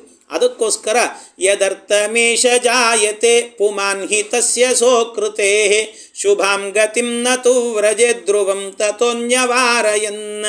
ಹೀಗಾಗಿ ಯಾರು ಯಾವುದಕ್ಕೋಸ್ಕರ ಯದರ್ಥಮೇಶ ಜಾಯತೆ, ಯಾವುದಕ್ಕೋಸ್ಕರ ಹುಟ್ಟಿರ್ತಾರೋ ಅದು ಇಲ್ಲದೆ ಮೋಕ್ಷ ಇಲ್ಲ. ಹಾಗಾಗಿ ಪಾಂಡು ಹುಟ್ಟಿದ್ಯಾಕೆ ಅಂದರೆ ಅವನು ದೇವರ ಸೇವೆ ಅಂತಂದರೆ ಸಜ್ಜನರಾಗಿರುವಂಥ ಪಾಂಡವರನ್ನು ಪಡಿಬೇಕು, ಅದರಲ್ಲಿ ಭೀಮನ ಅವತಾರ ಆಗಬೇಕು, ಭೀಮನ ವ್ಯಾಪ್ತಿ, ಅವನ ಬಲ, ಅವನ ತಾಕತ್ತು ಜಗತ್ತಿಗೆ ಗೊತ್ತಾಗಬೇಕು, ವಾಯು ಜೀವೋತ್ತಮತ್ವ ಅನ್ನೋದು ಮತ್ತೆ ಅದು ಜಾರಿಗೆ ಬರಬೇಕು. ಅದಕ್ಕೋಸ್ಕರವಾಗಿ ಅಂಥವ್ರನ್ನ ಪಡಿಲಿಕ್ಕೋಸ್ಕರವೇ ಹುಟ್ಟಿದ್ದಾದ್ದರಿಂದ ಅವರನ್ನು ಪಡೆದ ಮೇಲೆ ನಿನಗೆ ಮೋಕ್ಷ ಹೊರತು ಅಲ್ಲಿ ತನಕ ಇಲ್ಲ ಅಂತ ದೇವತೆಗಳು ಅವನನ್ನು ಕಳಿಸಿದ್ದಾರೆ ಅಂತ ಹಾಗೆ ಅರ್ಥ ಮಾಡಿಕೊಳ್ಬೇಕು, ಹೊರತಾಗಿ ಅಪುತ್ರಸ್ಯ ಗತಿರ್ನಾಸ್ತಿ ಅಂತ ತಿಳ್ಕೊಂಬಿಡಬಾರ್ದು ಅಂತ ಹೇಳ್ತಾರೆ. ಇಷ್ಟಾದ ನಂತರ ಆಗ ಅವನೇನು ಮಾಡ್ತಾನೆ ಅಂತಂದರೆ ಈ ಪಾಂಡುರಾಜ ಅವನು ಕುಂತಿ ಹತ್ತಿರಕ್ಕೆ ಬಂದು ಹೇಳಿದ್ನಂತ ಒಂದು ಸರ್ತಿ, ತದಾಸ್ಯ ಸೋನುಜೋ ಶೃಣೋನ್ಮುನೀಂದ್ರ ಭಾಷಿತಂಚ ತತ್ ವಿಚಾರ್ಯ ಚ ಪ್ರಿಯಾಮಿದಂ ಜಗಾದ ವಾಸುದೇವದೀಹಿ. ಒಮ್ಮೆ ಏನಾಯಿತು ಅಂದರೆ ಇವಳು ಗಾಂಧಾರಿ ಗರ್ಭಿಣಿ ಆಗಿದ್ದಂತೆ. ಗಾಂಧಾರಿ ಗರ್ಭಿಣಿ, ತುಂಬು ಗರ್ಭಿಣಿ, ಇನ್ನೇನು ಒಂದು 4-5 ದಿವಸಕ್ಕೆ ಡೆಲಿವರಿ ಅನ್ನೋ ಸ್ಥಿತಿ ಇತ್ತಂತೆ ಅವಳಿಗೆ. ಅಂಥ ಸ್ಥಿತಿ ಅಷ್ಟು ಅಂದರೆ ಇನ್ನು ಸ್ವಲ್ಪ ದಿವಸ ಇತ್ತು, ಒಂದಷ್ಟು ತಿಂಗಳು ಅಂತ ಅಂದ್ಕೊಳ್ರಿ. ಅಂತೂ ಅಷ್ಟಿರಬೇಕಾದ್ರೆ ಆಗ ಏನಾಯಿತು ಅಂದರೆ ವರಂ ಸಮಾಶ್ರಿತಾಪತಿಂ ವ್ರಜೇತಯಾತತೋಧಮಂ ಅಂತ ಒಂದು ಇವಳು ಗರ್ಭಿಣಿ, ಇವನಿಗೆ ಮೋಕ್ಷಕ್ಕೆ ಹೋಗಬೇಕು ಅಂತ ಆದರೆ ಮಕ್ಕಳಿಲ್ಲದೆ ಇಲ್ಲ. ಅದಕ್ಕೆ ಕುಂತಿ ಹತ್ತಿರಕ್ಕೆ ಬಂದು ಹೇಳಿದ್ರಂತೆ, ಕುಂತಿ ಒಂದು ಹೇಳ್ತೀನಿ ಕೇಳು, ಸುತಂ ವಿನಾ ನನೋಗತಿಂ ಶುಭಾಂ ವದಂತಿ ಸಾಧವ. ಮಕ್ಕಳಿಲ್ಲದೆ ಸದ್ಗತಿ ಇಲ್ಲ ಅಂತ ಹೇಳ್ತಾರೆ, ಅದರಿಂದ ನನಗೊಂದು ಮಗು ಬೇಕು, ಆದರೆ ನಾನು ನಿನ್ನಿಂದ ಮಕ್ಕಳನ್ನು ಪಡೀಲಿಕ್ಕೆ ಸಾಧ್ಯ ಇಲ್ಲ, ಯಾಕೆ ಕಿಂದಮ ಋಷಿಗಳ ಶಾಪ ಇದೆ. ಅದಕ್ಕೋಸ್ಕರವಾಗಿ ನಿನ್ನಲ್ಲಿ ಹೇಗೂ ಒಂದು ಮಂತ್ರ ಇದೆ, ನಿನಗೆ ಮಂತ್ರೋಪದೇಶ ಆಗಿದೆ ದುರ್ವಾಸರಿಂದ, ಅದಕ್ಕೆ ಏನಾದರೂ ಮಾಡಿ ನೀನೇ ಆ ಮಂತ್ರವನ್ನು ಪ್ರಯೋಗ ಮಾಡಿ ಮಕ್ಕಳನ್ನು ಪಡೆದುಬಿಡು. ನಮಗೆ ನಿಯೋಗ ಪದ್ಧತಿಯಿಂದ ಮಕ್ಕಳನ್ನು ಪಡೆದರೂ ಕೂಡ ಅದರಿಂದ ನನಗೆ ಮೋಕ್ಷ ಎನ್ನುವಂಥದ್ದಾಗ್ತದೆ, ಅದಕ್ಕೋಸ್ಕರವಾಗಿ ನೀನು ಮಕ್ಕಳನ್ನು ಪಡಿ ಅಂತ ಹೇಳಿದ್ರಂತೆ. ತದಸ್ಯ ಕೃಚ್ರತೋ ವಚ ಪೃತಾಗ್ರಹಿ ಜಗಾದ ಚ. ಆ ಕುಂತಿದೇವಿ ಹೇಳ್ತಾಳೆ, ಛೇ ಎಲ್ಲಾದರೂ ಉಂಟಾ? ಒಬ್ಬ ಪತಿವ್ರತೆ ಅಂತ ಹೇಳಿದರೆ ವರಂ ಶ್ರೀಮಾಶ್ರಿತಾಪತಿಂ ವ್ರಜೇತಯಾತತೋಧಮಂ, ಒಬ್ಬ ಪತಿವ್ರತೆಯಾದವಳು ತನ್ನ ಗಂಡನನ್ನು ಬಿಟ್ಟು ಬೇರೆಯವರನ್ನು ಕಣ್ಣೆತ್ತಿ ನೋಡಿದರೂ ಕೂಡ ಅದು ಮಹಾ ಅಧಪ್ಪತನಕ್ಕೆ ಕಾರಣವಾಗತ್ತೆ. ಆದ್ದರಿಂದ ಅಂಥ ಕೆಲಸವನ್ನು ನಾನು ಮಾಡಲಾರೆ ಅಂತ ಹೇಳುತ್ತಾಳೆ ಕುಂತಿ. ಅಂಥ ಕೆಲಸ ನಾನು ಮಾಡಲ್ಲ, ಅದರಿಂದ ದಯವಿಟ್ಟು ನನಗೆ ಈ ಕೆಲಸವನ್ನು ಹೇಳಬೇಡಿ, ನಾನು ಮಾಡೋದೇ ಇಲ್ಲ ಇದನ್ನು ಅಂತ ಹೇಳಿಲ್ಲಂತೆ. ನ ಕಾಚಿದಸ್ತಿ ನಿಷ್ಕೃತಿ ನ ಭರ್ತೃಲೋಕ ಮೃಚ್ಯತಿ. ಗಂಡನ ಲೋಕವನ್ನು ಪಡಿಬೇಕು ಅಂತಾದರೆ ಇಂಥ ಕೆಲಸವನ್ನು ಮಾಡಿದರು ಅಂತಾದರೆ ಅವರೆಲ್ಲಕ್ಕೂ ಹೊರಟೋಗಿಬಿಡ್ತಾರೆ ಅಷ್ಟೇ. ಅದರಿಂದ ಮಾಡಬಾರ್ದು ನಾವು ಅಂತ. ಕೃತೆ ಪುರಾಸುರಾಸ್ತತಾ ಸುರಾಂಗನಾಶ್ಚ ಕೇವಲಂ ನಿಮಿತ್ತತೋಪಿತಾ ಕ್ವಚಿನ್ನ ತಾನ್ ವಿಹಾಯ ರೇ ಮಿರೇ. ಕೃತಯುಗದಲ್ಲೂ ಕೂಡ ದೇವತಾ ಪುರುಷರೇನೇ ಅವತಾರವನ್ನು ಮಾಡ್ತಿದ್ರಂತೆ. ಅವರು ಕೂಡ ಒಂದು ದಿವಸವೂ ಕೂಡ ತಮ್ಮ ಗಂಡಂದಿರನ್ನು ಬಿಟ್ಟು ಬೇರೆಯವರ ಜೊತೆಗೆ ವಿಹಾರವನ್ನು ಮಾಡಿದ್ದು ಅಂತ ಇಲ್ಲವೇ ಇಲ್ಲ. ಅದರಿಂದಾಗಿ ನಾವು ದ್ವಾಪರದಲ್ಲಿರುವವರು ಅಂತಹ ಕೆಲಸ ಮಾಡಿದ್ವಿ ಅಂತ ಆದರೆ ದೊಡ್ಡ ಅನರ್ಥ ಆಗುತ್ತೆ. ಅಂತಹ ಕೆಲಸ ಮಾಡಬಾರ್ದು, ಬೇಡ ನಮಗೆ ಇದು ಅಂತ ಹೇಳಿಬಿಟ್ಟು ಅವಳು ಹೇಳಿದ್ಲಂತೆ. ಅದಕ್ಕೆ ಇಷ್ಟು ಹೇಳ್ತಾ ಇದ್ದಂತೇನೆ ಆಗ ಅನಾವೃತಾಶ್ಚತಾಸ್ತತ ಯಥೇಷ್ಟ ಭರ್ತೃಕಾಸದ ಅತಸ್ತು ತಾನ ಭರ್ತೃಭಿಹಿ ವಿಮುಕ್ತಿ ಮಾಪುರುತ್ತಮ. ಅದಕ್ಕೆ ಒಂದು ಹೇಳ್ತೇನೆ ಕೇಳು. ಇವನಿಗೆ ಹೇಳ್ತಾನೆ, ನೀನು ಹೇಳಿದಂತೆ ಹೌದು ಇಲ್ಲ ಅಂತಂದಿಲ್ಲ. ಯಾವಾಗ ಅಧಪ್ಪತನ ಆಗೋದು ಯಾವಾಗ ಅಂದರೆ ಗಂಡನನ್ನು ಬಿಟ್ಟು ಪರಪುರುಷನನ್ನು ನೋಡಿದರೆ ಇದೆಲ್ಲ ಆಗತ್ತೆ. ಹೌದು, ನಿಯೋಗ ಪದ್ಧತಿಯಲ್ಲೂ ಕೂಡ. ಆದರೆ ಗಂಡ ಏನಿರ್ತಾನಲ್ಲ, ಗಂಡನಿಗಿಂತಲೂ ಕೂಡ ಉತ್ತಮನಾದಂಥ ವ್ಯಕ್ತಿಯ ಜೊತೆಗೆ ನಿಯೋಗ ಪದ್ಧತಿಯಿಂದ ಮಕ್ಕಳನ್ನು ಪಡೆದರೆ ಅದು ದೋಷ ಆಗಲ್ಲ ಅಂತ ಹೇಳಿ, ಅದು ದೋಷ ಆಗಲ್ಲ. ಹಾಗಾಗಿ ಗಂಡ ಇವನು ಯಾರು ಅಂತ ಹೇಳಿದರೆ ಪರಾವಹ ಅನ್ನುವಂತಹ ಮರುದ್ದೇವತೆ. ಇವನು ಪರಾವಹ ಅನ್ನುವ ಮರುದ್ದೇವತೆ ಇರುವಂಥದ್ದು ಯಾವ ಕಕ್ಷೆಯಲ್ಲಿ ಅಂತಂದರೆ 18ನೇ ಕಕ್ಷೆಯಲ್ಲಿದ್ದಾನೆ ಅವನು. ಅವನು 18ನೇ ಕಕ್ಷೆಯಲ್ಲಿದ್ದಾನೆ. ಆದ್ದರಿಂದ 18ನೇ ಕಕ್ಷೆಗಿಂತಲೂ ಕೂಡ ಕೆಳಗಿನ ಕಕ್ಷೆಯಲ್ಲಿರುವಂಥ ದೇವತೆಗಳಿಂದ ಏನಾದರೂ ಮಕ್ಕಳನ್ನು ಪಡೆದರೆ ಅದು ದೋಷ ಆಗ್ತದೆ. ಆದರೆ ನನಗಿಂತ ಉತ್ತಮನಾದಂಥ ವ್ಯಕ್ತಿಯಿಂದಾಗಿ ಏನಾದರೂ ಮಕ್ಕಳನ್ನು ಪಡೆದರೆ ಅದು ದೋಷ ಆಗೋದಿಲ್ಲ. ಹಾಗಾಗಿ ನಮಗಿಂತ ಉತ್ತಮರು ಅಂತ ಹೇಳಿದರೆ ಬೇರೆ ಬೇಕಾದಷ್ಟು ದೇವತೆಗಳಿದ್ದಾರೆ. ಆದ್ದರಿಂದ ಬೇಕಾದಷ್ಟು ದೇವತೆಗಳಿರೋದರಿಂದಾಗಿ ನಾವು ದೇಶವನ್ನು ಆಳಬೇಕು ಅಂತಾದರೆ ಧರ್ಮದಿಂದ ಆಳಬೇಕು, ದೇಶವನ್ನು ಧಾರ್ಮಿಕವಾಗಿರಬೇಕು. ನಮ್ಮ ದೇಶ ಎನ್ನುವಂಥದ್ದು ಎಲ್ಲ ಕಡೆಯಲ್ಲೂ ಕೂಡ ಧರ್ಮಾಚರಣೆಯನ್ನು ಮಾಡುವಂಥವ್ರು ಇರಬೇಕು ನಮ್ಮ ದೇಶದಲ್ಲಿ. ಅದಕ್ಕೋಸ್ಕರ ಧರ್ಮವನ್ನು ಪರಿಪಾಲನೆ ಮಾಡತಕ್ಕಂಥ ಒಬ್ಬ ಮಗ ಬೇಕು ನಮಗೆ. ಅದಕ್ಕೆ ಧರ್ಮ ಪರಿಪಾಲನೆ ಮಾಡುವಂಥ ಒಬ್ಬ ಮಗ ಬೇಕು ಅಂತಂದರೆ ಅದಕ್ಕೆ ಧರ್ಮಕ್ಕೇನೆ ಅಧಿದೇವತೆ ಅಂತ ಹೇಳಿದರೆ ಯಾರು ಅಂತಂದರೆ ಯಮಧರ್ಮ. ಹಾಗಾಗಿ ಯಮದೇವರು, ಅದನ್ನು ಯಮದೇವರನ್ನೇ ಕರಿ, ನೀನು ಅವನನ್ನೇ ನಮ್ಮ ಮಗನನ್ನಾಗಿ ಮಾಡಿಕೊಳ್ಳೋಣ ಅಂತ ಹೇಳಿದಂತೆ. ಇಷ್ಟು ಹೇಳಿದಾಗ ಆಯಿತು ಅಂತ. ಇತೀರಿತೋ ಬ್ರವೀಂದ್ರಪೋ ನ ಧರ್ಮತೋ ವಿನಾ ಭುವಃ ನೃಪೋಭಿರಕ್ಷಿತಾ ಭವೇತ್ತದಾಕ್ವಯಾಶುತಂ ವಿಭುಂ. ಆಯಿತು ಅಂತ ಏನು ಮಾಡಿದ್ಲಂತೆ, ಧರ್ಮನನ್ನು ಅಂದರೆ ಯಮನನ್ನು ಕರಿಬೇಕು ಅಂತ ಕರೆದ್ಲು. ತತಶ್ಚ ಸದ್ಯ ಏವ ಸ ಸುಶಾವ ಪುತ್ರಮುತ್ತಮಂ ಯುಧಿಷ್ಠಿರಂ ಯಮೋಹಿ ಸಪ್ರಭೇದೆ ಆತ್ಮಪುತ್ರತಾಂ. ಸೂರ್ಯ ತುಲಾರಾಶಿಯಲ್ಲಿ ಇದ್ದಂತೆ. ತುಲಾರಾಶಿಯಲ್ಲಿ ಸೂರ್ಯ ಇದ್ದಂತೆ. ಆಗ ಪಂಚಮಿ ತಿಥಿ ಇತ್ತಂತೆ. ಆವತ್ತಿನ ದಿವಸ ಜ್ಯೇಷ್ಠ ನಕ್ಷತ್ರ, ಅಭಿಜಿಲ್ ಲಗ್ನ ಅಂದರೆ ಸುಮಾರು 11:30 ಮೇಲೆ ಬರುವಂಥದ್ದು. ಹಾಗಾಗಿ ಅಂಥ ಅಭಿಜಿಲ್ ಲಗ್ನದ ಮುಹೂರ್ತದಲ್ಲಿ ಆಗಬೇಕಾದರೆ ಒಬ್ಬ ಮಗ ಹುಟ್ಟಿದಂತೆ. ಅವನಿಗೆ ಯುಧಿಷ್ಠಿರ ಅಂತ ಹೆಸರಿಟ್ಟಂತ. ಯುಧಿಷ್ಠಿರ ಅಂತ. ಯುಧಿ ಅಂದರೆ ಯುದ್ಧ ಅಂತ ಅರ್ಥ, ಯುದ್ಧ. ಆ ಯುದ್ಧದಲ್ಲಿ ಸ್ಥಿರವಾಗಿ ನಿಲ್ಲುವವನು ಅಂದರೆ ಧರ್ಮದಿಂದ ಯುದ್ಧವನ್ನು ಮಾಡತಕ್ಕಂಥವನು, ಎಲ್ಲೂ ಕೂಡ ಮೋಸ ಮಾಡುವಂಥವನಲ್ಲ. ಆದ್ದರಿಂದಾಗಿ ಯುಧಿಷ್ಠಿರ ಅಂತ ಅವನಿಗೆ ಹೆಸರಿಟ್ಟರು ಅಂತ ಹೇಳ್ತಾರೆ. ಇಂಥವನು ಯುಧಿಷ್ಠಿರನಾಗಿ ಹುಟ್ಟಿದ ಅಂತ. ಆಮೇಲೆ ಈ ಯುಧಿಷ್ಠಿರ ಹುಟ್ಟಿದ್ನಲ್ಲ, ಅವನಾದ ನಂತರ ಅವನು ಹುಟ್ಟಿದ, ಇವನು ಇಲ್ಲೆಲ್ಲೋ ಬದರಿಕಾಶ್ರಮದ ಹತ್ತಿರದಲ್ಲಿದ್ದಾಗ ಹುಟ್ಟಿದ್ದಾನೆ ಅಂತ ವಿಚಾರ ಏನಾಯ್ತಂತೆ, ಅಲ್ಲಿರುವಂತಹ ಗಾಂಧಾರಿ ಗೊತ್ತಾಯ್ತಂತೆ. ನಾನು ನಿನ್ನೆ ಹೇಳಿದೆ, ಗಾಂಧಾರಿ ಮಹಾಗುಣವತಿ. ಮಹಾಗುಣವತಿ. ಅವಳಲ್ಲಿ ಇದ್ದದ್ದೇನು ಅಂದರೆ ಒಂದೇ ಒಂದು ಅಂದರೆ ಹೊಟ್ಟೆ ಕಿಚ್ಚು. ಇದು ಕುಂತಿಗೆ ಒಂದು ಮಗು ಹುಟ್ಟಿತ್ತು ಅಂತ ಗೊತ್ತಾಯ್ತು ನೋಡ್ರಿ, ಅವಳಿಗೆ ತಡಿಲಿಕ್ಕಾಗಲಿಲ್ಲಂತೆ. ಎಂಥ ಸಿಟ್ಟು ಬಂತು ಅಂತಂದರೆ ಎದುರಿಗೊಂದು ಕಲ್ಲು ಸಿಕ್ತಂತೆ. ಆ ಕಲ್ಲು ತಗೊಂಡು ತನ್ನ ಗರ್ಭಕ್ಕೆ ಹೊಡ್ಕೊಂಡ್ಲಂತ. ಒಂದು ಸರ್ತಿ ಗರ್ಭದ ಮೇಲೆ ಪ್ರಹಾರ ಮಾಡಿದ್ಲಂತೆ. ಪ್ರಹಾರ ಮಾಡಿದರೆ ಅದು ಏನಾಯಿತು ಅಂತಂದರೆ ಆ ಗರ್ಭ ಪಾತ ಆಗಿ ಹೋಗಿಬಿಡುತ್ತಂತೆ. ಇನ್ನು ಹುಟ್ಟೇ ಇಲ್ಲ ಕೂಸುಗಳು, ಗರ್ಭವೇ ಪಾತ ಆಗಿಬಿಡುತ್ತಂತೆ. ಅದು ಕೆಳಗೆ ಬಿದ್ದು ಕೂಡಲೇ ಏನಾಯಿತು ಅಂದರೆ 100 ಹೋಳಾಯಿತು. 101 ಹೋಳಾಯ್ತಂತೆ. ಅವಳು ಇನ್ನೇನು ಬಿದ್ದು ಅದು ಗರ್ಭಪಾತ ಆಯಿತು ಅನ್ನೋ ಹೊತ್ತಿಗೆ ಸರಿಯಾಗಿ ಎಲ್ಲಿದ್ದರೋ ಏನೋ ವೇದವ್ಯಾಸ ದೇವರು ಅಲ್ಲಿಗೆ ಬಂದ್ರಂತೆ. ವೇದವ್ಯಾಸ ದೇವರು. ಪರಾಶರಾತ್ಮಜೋನ್ಯದಾತ್ ಘಟೇಶು ತಾನ್ ವಿಭಾಗಶಃ. ಆಮೇಲೆ ಏನು ಮಾಡಿದರು ಅಂತಂದರೆ ವೇದವ್ಯಾಸ ದೇವರು ಅಷ್ಟೂ ಗರ್ಭಗಳ ಒಂದೊಂದು ತುಂಡೇನಿತ್ತು ಆ ತುಂಡುಗಳನ್ನು ಆರಿಸಿ ಒಂದು ಗಡಿಗೆ ಒಳಗೆ ಹಾಕಿದ್ರಂತೆ. ಆ ಗಡಿಗೆ ಹೇಗೆ ಅಂದರೆ ತುಪ್ಪ ತುಂಬಿದ್ರಂಥದ್ರಲ್ಲಿ. ತುಪ್ಪ ತುಂಬಿದಂಥ ಗಡಿಗೆಯಲ್ಲಿ ಅದನ್ನಿಟ್ಟು ಮುಚ್ಚಿದ್ರಂಥದನ್ನು. ಆಮೇಲೆ ಎಲ್ಲವನ್ನೂ ಮುಚ್ಚಿದ್ರಂತೆ, ಸಾಲಾಗಿ ಮುಚ್ತಾ ಹೋದ್ರಂತೆ. ಆಮೇಲೆ ಏನಾಯಿತು ಅಂದರೆ ದಿನಗಳು ಕಳೆದಂತೆ ಒಂದೊಂದು ಗಡಿಗೆಯಿಂದ ಒಂದೊಂದು ಕೂಸು ಹೊರಗೆ ಬಂದಂತೆ. ಒಂದೊಂದು ಗಡಿಗೆಯಿಂದ ಒಂದೊಂದು ಕೂಸು ಬಂದು. ಹಾಗೆ 101 ಮಕ್ಕಳನ್ನು ಹುಟ್ಟಿಸಿದವರು ಯಾರು ಅಂತಂದರೆ ವೇದವ್ಯಾಸದೇವರು. ವೇದವ್ಯಾಸ ಇಲ್ಲ ಅವತ್ತೇ ಹೋಗಿಬಿಡ್ತಿದ್ರು. ಹೋಗಲಿ ಬಿಡು, ಬತ್ತು ಅಯೋಗ್ಯ ಹುಟ್ಟಿ ಆದರೆ ಏನಾಗಬೇಕಿತ್ತು, ಅವತ್ತೇ ಕೊಂದುಬಿಡ್ಬೋದಿತ್ತಲ್ಲ ಅಂದರೆ ಹರಿಸಂಕಲ್ಪ. ಏನದು ಹರಿಸಂಕಲ್ಪ ಅಂದರೆ ಭಗವಂತನ ಸಂಕಲ್ಪ. ಮುಂದೆ ಭೀಮನ ಅವತಾರ ಆಗಬೇಕು, ಆಮೇಲೆ ದ್ರೌಪದಿ ಬರಬೇಕು, ದ್ರೌಪದಿಗೆ ಇವನು ಅವಮಾನ ಮಾಡಬೇಕು, ಆಮೇಲೆ ದುರ್ಯೋಧನ ದುಷ್ಟರನ್ನೆಲ್ಲ ಒಟ್ಟು ಸೇರಿಸಬೇಕು, 18 ದಿವಸದ ಯುದ್ಧ ನಡಿಬೇಕು, 18 ಅಕ್ಷೌಹಿಣಿ ಸೇನೆ ಬರಬೇಕು, ಕೃಷ್ಣನ ಸಂಕಲ್ಪ ಈಡೇರಬೇಕು. ಇದೆಲ್ಲ ಭಗವಂತನ ಇಚ್ಛೆ. ಆದ್ದರಿಂದ ಇದೆಲ್ಲ ನಡಿಬೇಕು ಅಂದರೆ ಇವರೆಲ್ಲ ಮುಂದೆ ಬರಬೇಕು.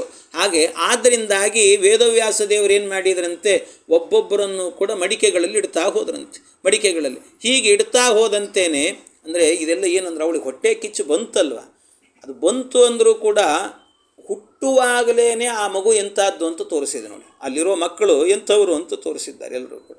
ಯಾವಾಗಲೂ ಏನು ಅಂತಂದರೆ ಗರ್ಭಿಣಿ ಅಂತ ಇರ್ತಾರಲ್ಲ, ಗರ್ಭಿಣಿ ನಾನು ಅನೇಕ ಸರ್ತಿ ಗರ್ಭಿಣಿಯರಿಗೆಲ್ಲ ಆಗಬೇಕಾದ್ರೆ ಬಯಕೆ ಅಂತ ಬರ್ತದಂತೆ. ಗರ್ಭಿಣಿ ಬಯಕೆ ಅಂತ ಹೇಳುತ್ತಾರೆ.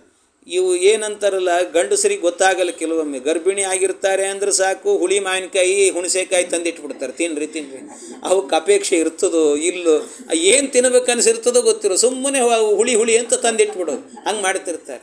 ಹಂಗೆ ಕೊಡಬೇಕು. ಅದು ಏನು ಅವ್ರನ್ನೇ ಕೇಳಬೇಕಂತೆ ಗರ್ಭಿಣಿ ಬಯಕೆ ಅಂತಂದ್ರೆ. ಅದಕ್ಕೋಸ್ಕರವೇ ಈ ಸೀಮಂತ ಅಂತ ಮಾಡ್ತಾರೆ ನೋಡಿ. ಆ ಸೀಮಂತದ ದಿವಸ ಏನು ಮಾಡ್ತಾರೆ ಅಂದರೆ ಹೆಣ್ಣಿಗೆ ಹೋಗಿ ಕೇಳ್ತಾರೆ, ನಿನಗೇನು ಅಪೇಕ್ಷೆ ಅಂತ ಕೇಳ್ತಾರೆ. ಕೇಳಿ ಆವತ್ತಿನ ದಿವಸ ಅವ್ರಿಗೆ ಬೇಕಾದ ಸ್ವೀಟು ಖಾರ ಇದನ್ನೆಲ್ಲ ಮಾಡಿಸ್ತಾರೆ. ಅಡಿಗೆ ಮಾಡೋದೇ ಕ್ರಮ ಇರೋದೇ ಹಾಗೆ ಅಂತ. ಹಾಗೆ ಆ ರೀತಿಯಲ್ಲಿ ಏನು ಅಪೇಕ್ಷೆ ಅಂತ ಅದನ್ನು ಕೇಳಬೇಕಂತ. ಅದು ಏನಾಗಿರ್ತದೆ ಅಂದರೆ ಅದು ಅಪೇಕ್ಷೆ ಪಡ್ತಾರಲ್ಲ ಅವರು, ಪಡುವಂಥದ್ದು ಅದು ಒಳಗಿರುವ ಕೂಸಿನ ಮೇಲೆ ಡಿಪೆಂಡ್ ಆಗಿರ್ತದಂತೆ. ಅಪೇಕ್ಷೆ ಅವ್ರಿಗೆ ಬರುವಂಥ ಏನು ಬಯಕೆ ಇದೆ ಅದು ಅವ್ರ ಬಯಕೆ ಅಲ್ಲ. ಯಾಕೆಂದರೆ ಯಾವತ್ತೂ ಹುಳಿ ತಿನ್ನದೇ ಇರುವವರು ಆ ಕಾಲದಲ್ಲಿ ಮಾತ್ರ ಹುಳಿ ತಿನ್ನಬೇಕಂತ ಯಾಕೆ ಅನ್ನಿಸ್ಬೇಕು, ಅದು ಒಳಗಿರೋ ಕೂಸಿಗೆ ಅನ್ನಿಸ್ತಿರ್ತದಂತೆ ಕೆಲವೊಮ್ಮೆ. ಹೀಗೆ ಒಬ್ಬರು ರಾಘವೇಂದ್ರ ಸ್ವಾಮಿಗಳಿದ್ದಾರಲ್ಲ, ರಾಘವೇಂದ್ರ ಸ್ವಾಮಿಗಳ ತಾಯಿ ಗೋಪಿಕಾಂಬೆ ಅಂತ ಅವ್ರ ಹೆಸರು. ಅವ್ರಿಗೇನಾಗ್ತಿತ್ತಂತೆ, ಅವರು ಗರ್ಭಿಣಿಯಾಗಿದ್ದರಂತೆ. ಅವರು ಗರ್ಭಿಣಿಯಾಗಿದ್ದಾಗ ಆ ಗರ್ಭವತಿಯಾದಂಥ ಕಾಲದಲ್ಲಿ ಅವ್ರ ಮನೆಯಲ್ಲಿ ಬೇಕಾದಷ್ಟು ಸಂಪತ್ತಿತ್ತು. ಎಷ್ಟು ಸಂಪತ್ತಿತ್ತು ಅಂತಂದರೆ, ಮನೆಯಲ್ಲಿ ಬಚ್ಚಲ ಮನೆಯಲ್ಲಿ ಸ್ನಾನ ಮಾಡಲಿಕ್ಕೆ ಅಂತ ನಾವೆಲ್ಲ ಪ್ಲಾಸ್ಟಿಕ್ ಮಗ್ಗಿಟ್ಕೊಳ್ತೀವಲ್ಲ, ಹಾಗೆ ಅವರು ಬಂಗಾರದ ತಂಬಿಗೆ ಇಟ್ಕೊಂಡಿದ್ರಂತೆ. ಅಷ್ಟು ಶ್ರೀಮಂತಿಕೆ ಅವರಿಗೆ. ಪೂರ್ವಾಶ್ರಮದಲ್ಲಿ ಅವ್ರ ಮನೆಯಲ್ಲಿ ಅಷ್ಟು ಶ್ರೀಮಂತಿಕೆ ಇರುವಂಥವ್ರು. ಅವರು ಪ್ರತಿನಿತ್ಯ ಏನು ಮಾಡ್ತಿದ್ರು, ಬೇಕಾದಷ್ಟು ಮನೆಯಲ್ಲಿ ಬೇಕಾದಷ್ಟು ಇತ್ತಂತೆ, ಅಡಿಗೆ ಪದಾರ್ಥಗಳೆಲ್ಲ ಇತ್ತಂತೆ. ಇಷ್ಟೆಲ್ಲ ಇದ್ದರೂ ಕೂಡ ಅವ್ರೇನು ಮಾಡೋರಂತೆ, ಇನ್ಯಾರ್ದೋ ಮನೆಗೆ ಹೋಗಿ ಭಿಕ್ಷೆ ಬೇಡಿ ತಿಂತಿದ್ರಂತೆ. ಒಂದು ಸ್ವಲ್ಪ ಅನ್ನ ಇದ್ರೆ ಕೊಡ್ರಿ ಹಾಕ್ರಿ ಅಂತ ತಿನ್ನೋರಂತೆ. ಇನ್ನು ಕೆಲವೊಂದು ಸರ್ತಿ ಏನು ಮಾಡೋರಂತೆ, ಅಲ್ಲಿ ಇಲ್ಲಿ ಹೋಗಿಬಿಟ್ಟು ಅನ್ನ ಸಿಗಲಿಲ್ಲ ಅಂದರೆ ಕೆಮ್ಮಣ್ಣು ತಿನ್ಕೊಂಬಂದ್ಬಿಡ್ತಿದ್ರಂತೆ. ಕೆಂಪು ಮಣ್ಣು ತಿಂದುಬಿಡೋರಂತೆ. ಮನೆಯಲ್ಲಿ ಬಿಸಿನೀರು ಸ್ನಾನ ಇದ್ದರೂ ಕೂಡ ಕಾವೇರಿಗೆ ಹೋಗಿಬಿಡ್ತಿದ್ರಂತೆ ಸ್ನಾನಕ್ಕೆ. ಕುಂಭಕೋಣದ ಹತ್ರ ಕಾವೇರಿ ಸ್ನಾನಕ್ಕೆ ಅಂತ ಹೋಗಿಬಿಡೋರು. ಯಾಕೆ ಹಿಂಗಂತ ಕೇಳಿದರೆ ವ್ಯಾಖ್ಯಾನಕಾರರು ಹೇಳ್ತಾರಲ್ಲಿ, ಯಾಕೆ ಅಂದರೆ ಆ ಹುಟ್ಟೋ ಮಗುವಿನ ಮೇಲೆ ಡಿಪೆಂಡ್ ಆಗಿರ್ತದೆ. ಏನದು ಹುಟ್ಟುವಂಥ ಮಗು ಯಾರು ಅಂದರೆ ಮುಂದೆ ರಾಘವೇಂದ್ರ ಸ್ವಾಮಿಗಳು ಸನ್ಯಾಸಿಗಳಾಗ್ತಾರೆ. ಸನ್ಯಾಸಿಗಳು ತಾವು ಅಡಿಗೆ ಮಾಡ್ಕೊಂಡು ಮನೆಯಲ್ಲಿ ಊಟ ಮಾಡಲ್ಲ, ಮನೆಗಳಿಗೆ ಭಿಕ್ಷೆಗೆ ಹೋಗ್ತಾರೆ. ಆದ್ದರಿಂದ ಅಲ್ಲಿ ಹುಟ್ಟುವಂಥ ಕೂಸು ನಾಳೆ ದಿವಸ ಮನೆಗಳಿಗೆ ಭಿಕ್ಷೆಗೆ ಹೋಗುವಂಥ ರಾಘವೇಂದ್ರ ಸ್ವಾಮಿಗಳಂಥ ಸನ್ಯಾಸಿಗಳು ಹುಡ್ತಾರೆ ಅನ್ನೋದನ್ನು ತೋರಿಸ್ತಿತ್ತಂತ ಆ ಕೂಸು. ಕೆಮ್ಮಣ್ಣು ತಿನ್ನೋದು ಅಂದರೆ ಕಾವಿ ಬಟ್ಟೆಯನ್ನು ಉಟ್ಕೊಂಡು ಓಡಾಡುವಂಥ ಕೂಸಿದು ಅಂತ ತೋರಿಸ್ತಿತ್ತಂಥದ್ದು. ಇನ್ನು ನಿತ್ಯದಲ್ಲೂ ಕಾವೇರಿ ಸ್ನಾನ ಮಾಡೋದು ಅಂದರೆ ತಣ್ಣೀರು ಸ್ನಾನ ಅಂದರೆ ನಾನು ನಿತ್ಯದಲ್ಲೂ ಕೂಡ ಸನ್ಯಾಸಿಯಾಗಿ ಜಪ ತಪ ಅನುಷ್ಠಾನವನ್ನು ಮಾಡ್ತೇನೆ ಅನ್ನುವಂಥದ್ದನ್ನು ಹೇಳಿ, ಅಂದರೆ ಆ ಕೂಸಿನ ಮೇಲೆ ಡಿಪೆಂಡ್ ಆಗಿರ್ತದಂತೆ ಗರ್ಭಿಣಿ ಬಯಕೆ ಅನ್ನುವಂಥದ್ದು. ಎಲ್ಲ ಕೇಳೋರು, ಯಾಕೆ ಹಿಂಗೆ ಮಾಡ್ತೀರಿ ನೀವು, ನನ್ನ ಬಯಕೆ ಇದು ಅಂತಿದ್ರಂಥವ್ರು ಗೋಪಿಕಾಂಬೆಯವರು. ಹಾಗೆ ಅದೇ ರೀತಿಯಲ್ಲಿ ಇಲ್ಲಿ ಆಗಬೇಕಾದ್ರೆ ಇವಳಿಗೆ ಗರ್ಭಿಣಿಯಾದಾಗ ಅವಳಿಗೊಂದು ಬಯಕೆ ಬಂತು. ಏನು, ನನ್ನ ಗರ್ಭವನ್ನೇ ನಾನು ಕಲ್ಲಲ್ಲಿ ಚುಚ್ಚಿಕೊಂಡು ಹೊಡಿಬೇಕು ಅಂತ. ಅಷ್ಟು ಹೊಟ್ಟೆ ಕಿಚ್ಚು ಬಂತು. ಅಂದರೆ ಆ ಹೊಟ್ಟೆ ಕಿಚ್ಚು ಅವಳಿಗೆ ಬಂದಿದೆ ಅಂತಂದರೆ ಒಳಗಿರುವ ಕೂಸಿನ ಮೇಲೆ ಡಿಪೆಂಡ್ ಆಗಿರ್ತದೆ. ಅಂದರೆ ಆ ಒಳಗಿರುವಂಥ ಕೂಸಿತ್ತಲ್ಲ ಅದು ಅಷ್ಟೇ ಹೊಟ್ಟೆ ಕಿಚ್ಚಿತ್ತು ಅಂತ ಅರ್ಥ. ದುರ್ಯೋಧನಿಗೂ ಕೂಡ ಅಷ್ಟೇ ಹೊಟ್ಟೆ. ಯಾಕೆಂದರೆ ಅವನ ಮುಂದೆ ಹೊಟ್ಟೆ ಕಿಚ್ಚಿಂದಲೇ ಅಲ್ವಾ ಪಾಂಡವರನ್ನೆಲ್ಲ ಹೊರಗೆ ಕಳಿಸಿದ ಎಲ್ಲ ಮಾಡಿದ್ದ ಅದನ್ನು. ಅದರಿಂದ ಅಷ್ಟು ಹೊಟ್ಟೆ ಕಿಚ್ಚಿತ್ತು ಅವನಿಗೆ ಅಂತ ಅನ್ನೋದನ್ನು ಅದು ತೋರಿಸ್ತದೆ ಅಂತ. ಅಂತೂ ಇವರನ್ನೆಲ್ಲ ಏನು ಮಾಡಿದ್ರಂತೆ, ಒಂದೊಂದು ಗಡಿಗೆಗಳಲ್ಲಿ ಹಾಕಿಟ್ರು. ಗಡಿಗೆಗಳಲ್ಲಿ ಹಾಕಿಟ್ಟ ನಂತರ ಶತಾತ್ಮನ ವಿಭೇದಿತ ಶತಂ ಸುಯೋಧನಾದಯ ಬಭೂವುರನ್ವಹಂ ತತಃ ಶತೋತ್ತರ ಚ ದುಶ್ಶಲ. ಇಷ್ಟೂ ಜನ 101 ಜನ ಮಕ್ಕಳು ಹುಟ್ಟಿದ್ರಂತೆ. ಅದರಲ್ಲಿ ಮೊದಲು ಹುಟ್ಟಿದವನೇ ಯಾರು ಅಂತ ಹೇಳಿದರೆ ಕಲಿಸ್ಸು ಯೋಧನೋ ಜನಿ ಪ್ರಭೂತ ಬಾಹುವೀರ್ಯಯುಕು. ಬೇರೆ ಯಾರಲ್ಲಿ ಇವನು ಸಾಕ್ಷಾತ್ ಕಲಿ ಸ್ವರೂಪ ಮುಂಡೆಗಂಡ ಅಂತ ಹೇಳ್ತಾರೆ. ಕಲಿ ಅಂತೆ, ಕಲಿ ಅವನು ದುರ್ಯೋಧನ. ಆ ಕಲಿನೇ ಹುಟ್ಟಿದ್ನಂತೆ. ಆ ಕಲಿ ಹುಟ್ಟಿದ ಅವನಲ್ಲಿ ಏನು ಅಂದರೆ ವಿಶೇಷವಾಗಿ ವಾಯುದೇವರು ಸನ್ನಿಧಾನ ಅಂತ. ದುರ್ಯೋಧನ ಏನಪ್ಪ ಇದು ವಿಚಿತ್ರ ಅನ್ನಿಸ್ತದೆ. ಯಾಕೆ ಅವರ ಸನ್ನಿಧಾನ ಅಂತಂದರೆ ದುಷ್ಟ ಕೆಲಸ ಮಾಡಬೇಕಾದ್ರೂ ಬಲ ಬೇಕಲ್ಲ ಅವರಿಗೆ. ಬಲ ಇದ್ದರೆ ಮತ್ತು ಆ ಬಲ ಬರಬೇಕು ಅಂದರೆ ವಾಯುದೇವರು ಬರಬೇಕು. ಹಾಗಾಗಿ ಅವರಿಂದ ದುಷ್ಟ ಕಾರ್ಯವನ್ನು ಮಾಡಿಸ್ಲಿಕ್ಕೋಸ್ಕರ ಒಂದು ರೂಪದಿಂದ ಅಲ್ಲಿದ್ದರಂಥವ್ರು ವಾಯುದೇವರು ಬಲ ರೂಪದಿಂದ ಇದ್ದರಂತೆ. ಹೀಗೆ ಅವನು ಹುಟ್ಟಿದ ಆ ಕಲಿ ಹುಟ್ಟಿದ್ನಲ್ಲ ಅಯೋಗ್ಯ, ಅವನು ಹುಟ್ಟಿದ ಕೂಡಲೇ ಎಲ್ಲ ಮಕ್ಕಳು ಏನು ಮಾಡ್ತಾರೆ, ಹುಟ್ಟಿದ ಕೂಡಲೇ ಕಿಟಾರ್ ಅಂತ ಕಿರಿಚ್ಕೊಳ್ತಾವೆ, ಕೂಸುಗಳೆಲ್ಲ ಅಳ್ಳಿಕ್ಕೆ ಶುರು ಮಾಡುತ್ತವೆ. ಹಾಗೆ ಇವನು ಅತ್ತನಂತೆ, ಹುಟ್ಟಿದ ಕೂಡಲೇ ಅತ್ತ. ಆದರೆ ಅತ್ತದ್ದಂದ್ರೆ ಏನು, ಅತ್ತಿದ್ದಲ್ಲ ಅವನು, ಮತ್ತೇನಂದರೆ ಕತ್ತೆ ಕಿರಿಚಿದಂತೆ ಕಿರಿಚಿದ್ನಂತ. ಅವನು ಕತ್ತೆ ಕಿರಿಸಿ ಹುಟ್ಟಿದ ದಿವಸವೇನೆ ಕತ್ತೆ ಕಿರಿಚಿದಂತೆ ಕಿರಿಚಿದ್ನಂತೆ. ಆ ಕತ್ತೆ ಕಿರಿಚಿದಂತೆ ಕಿರಿಚಿದ್ದಕ್ಕೆ ಆಗ ಏನಾಯ್ತಂದರೆ ಇಡೀ ಊರಲ್ಲಿರುವಂಥ ಕತ್ತೆಗಳೆಲ್ಲ ಒಟ್ಟಾಗಿ ಅವನ ಧ್ವನಿಗೆ ಸೇರಿಸಿದ್ವಂತೆ. ಎಲ್ಲವೂ ಕತ್ತೆ ಕಿರಿಸಿಬಿಟ್ಟುವಂತ ಒಂದು ಸರ್ತಿ. ನಮ್ಮ ಬಂಧುಗಳು ಯಾರು ಹುಟ್ಟಿದ್ದಾರೆ ಅಂತ ಅವು ಕಿರಿಚಿದ್ವಂತ ಒಂದು ಸರ್ತಿ. ಹಂಗಾಯ್ತಂತೆ, ಇಡೀ ಊರಿನ ಕತ್ತೆಗಳೆಲ್ಲ ಸೇರಿಬಿಟ್ಟುವಂತ. ಅವ್ನು ಹುಟ್ಟುವಾಗಲೇ ಹಿಂಗಾಯಿತು. ಇದೆಲ್ಲ ಆದ ನಂತರ ಇವನಿಗೆ ಗಾಬರಿ ಆಗ್ತದೆ, ಧೃತರಾಷ್ಟ್ರನಿಗೆ ಗಾಬರಿಯಾಗಿ ಒಂದು ಕೂಸು ಹುಟ್ಟಿದ್ವು. ರಾತ್ರಿ ವಿದುರನ್ ಕರೆಸಿದ್ನಂತೆ. ಅವನಿಗೊಂದು ಸಮಸ್ಯೆ ಏನು ಅಂತಂದರೆ ಏನಾದರೂ ದುಃಖ ಆಗಿಬಿಡೋದು, ಮಾಡೋದೆಲ್ಲ ಕೆಟ್ಟ ಕೆಲಸನೇ ಮಾಡ್ತಿದ್ದ, ಅವನಿಗೆ ದುಃಖ ಆಗಿಬಿಡೋದಂತೆ. ಆದರೆ ಕೆಲವರಿಗೆ ದುಃಖ ಆಗಿರ್ತದೆ ನೋಡ್ರಿ, ಕೆಟ್ಟ ಕೆಲಸ ಮಾಡಿರ್ತಾರೆ, ದುಃಖ ಆಗಿರ್ತದೆ. ಆದರೂ ಒಂದಷ್ಟು ಅಧ್ಯಾತ್ಮದ ಕಥೆ ಕೇಳಿದಾಗ ಅವ್ರಿಗೆ ಒಂದು ಸ್ವಲ್ಪ ನೆಮ್ಮದಿ ಸಿಗ್ತಿರ್ತದಂತೆ. ಅದಕ್ಕೆ ಈ ಧೃತರಾಷ್ಟ್ರನಿಗೆ ಹಾಗೆ ಆಗ್ತಿತ್ತಂತೆ. ಯಾವಾಗಲೂ ಕೆಟ್ಟ ಕೆಲಸ ಮಾಡೋದು ಇಂಥದ್ದೇ ಮಾಡುತ್ತಿದ್ದ, ಕೆಟ್ಟ ಆಲೋಚನೆಗಳು. ಆದರೆ ಮನಸ್ಸಿಗೆ ಬೇಜಾರಾದಾಗ ವಿದುರನ್ ಕರೀರಿ, ಒಂದು ಸ್ವಲ್ಪ ನೀತಿ ಹೇಳುತ್ತಾನೆ, ಅದರಿಂದ ಸ್ವಲ್ಪ ಸಮಾಧಾನ ಆಗ್ತದೆ ನನಗೆ ಅಂತ ಕೇಳ್ತಿದ್ದಂತೆ. ವಿದುರನ್ ಕರೆದ್ನಂತೆ. ಕರೆದು ಬಿಟ್ಟು ಕೇಳಿದ್ನಂತೆ, ವಿದುರ ಏನು ನನಗೆ ಹುಟ್ಟಿದ ಮಗ, ಮೊದಲನೇ ಮಗ ಹುಟ್ಟಿದ ದಿವಸವೇನೆ ಕತ್ತೆ ಕಿರಿಚಿದಂತೆ ಕಿರಿಚಿದ್ನು, ಏನಾದರೂ ಅಪಶಕುನ ಆಗ್ತದೆ ಇದರಿಂದ ಅಂತ ಕೇಳಿದ್ನು. ಏನಾದರೂ ಆಗ್ತದೆ ಇದರಿಂದ, ಏನಾಗ್ತದೆ ಹೇಳೋ ಮಾರಾಯ ನೀನು ಅಂತ ಕೇಳಿದ್ನಂತೆ. ಅದಕ್ಕೆ ಆ ವಿದುರ ಹೇಳಿದ್ನಂತೆ, ಆ ಅಪಶಕುನದ ಬಗ್ಗೆ ಮತ್ತೆ ಇರಲಿ, ಅದರ ಮೊದಲು ಒಂದು ಮಾತು ಹೇಳ್ತೀನಿ ಕೇಳು. ಕತ್ತೆ ಕಿರಿಚಿದಂತೆ ಕಿರಿಚಿದ್ದಾನೆ ಅಂದರೆ ದಯವಿಟ್ಟು ಈ ಮಗುವನ್ನು ಇವತ್ತೇನೆ ಎಲ್ಲಾದರೂ ಬಿಸಾಕಿ ಬಂದ್ಬಿಡು ಅಂತ ಹೇಳಿದ್ನಂತೆ. ಹುಟ್ಟಿದ ದಿವಸ, ದುರ್ಯೋಧನ ಹುಟ್ಟಿದ ದಿವಸ ವಿದುರ ಹೇಳಿದಂಥ ಮಾತು, ಈ ಮಗುವನ್ನು ಇವತ್ತೇ ಎಲ್ಲಿಯಾದರೂ ಬಿಸಾಕಿ ಬಂದ್ಬಿಡು ಅಂತಂದಂತೆ.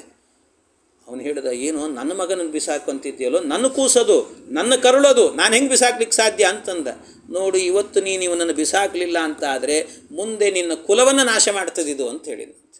ಅವತ್ತೇ ಹುಟ್ಟಿದ ದಿವಸ ಹೇಳಿದ್ನಂತೆ. ಇದು ಕತ್ತೆ ಕಿರಿಚಿದಂತೆ ಕಿರಿಚಿದೆ ಅಂದರೆ ಅದು ಕುಲನಾಶಕವಾದಂಥ ಮಗು ಇದು ಅಂತರ್ಥ ಅಂತ ವಿದುರ ಹೇಳಿದ. ಆದರೂ ಇವನಿಗೆ ಮೋಹ ಬಿಡಲಿಲ್ಲ. ಅವತ್ತೇ ಹುಟ್ಟಿದ ದಿವಸವೇ ಪುತ್ರ ವ್ಯಾಮೋಹ ಬಂತವನು. ಎಷ್ಟರ ಮಟ್ಟಿಗೆ ಅಂದರೆ ಕೊನೆಯ ಕಾಲದ ತನಕಲ್ಲೂ ಕೂಡ ಹೇಳಿದ್ದೇನು ಗೊತ್ತಾ, ಮಾಮಕ ಪಾಂಡವಾಶ್ಚೈವ ಕಿಮಕುರ್ವತ ಸಂಜಯ ಅಂತ ಕೇಳ್ತಾನೆ. ಕೇಳ್ಬೋದು, ಪಾಂಡವರು ಅವನ ಮಕ್ಕಳಲ್ವಾ, ತಮ್ಮನ ಮಕ್ಕಳಂದ್ರೆ ತನ್ನ ಮಕ್ಕಳೇ ಅಲ್ವಾ. ಆದರೂ ಕೇಳಿದ್ದೇನು ಅಂದರೆ ಮಾಮಕಾಹ ಪಾಂಡವಾಶ್ಚೈವ, ನನ್ನ ಮಕ್ಕಳು ಮತ್ತು ಪಾಂಡವರು ಏನು ಮಾಡ್ತಿದ್ದಾರೆ ಅಂತ ಕೇಳ್ತಾನೆ. ಪಾಂಡವರೇನು ಬೇರೆಯವರ, ತನ್ನ ಮಕ್ಕಳೆಲ್ಲ, ನನ್ನ ಮಕ್ಕಳೆಲ್ಲರೂ ಏನು ಮಾಡ್ತಿದ್ದಾರೆ ಅಂತ ಕೇಳ್ಬೋದಿತ್ತು. ಹಂಗೆ ಕೇಳಲಿಲ್ಲ. ಮಾಮಕಾಹ, ನನ್ನ ಸ್ವಂತ ಮಕ್ಕಳು ಮತ್ತು ಈ ತಮ್ಮನ ಮಕ್ಕಳು ಏನು ಮಾಡ್ತಿದ್ದಾರೆ ಅಂತ ಹಿಂಗೆ ಕೇಳ್ತಾನೆ.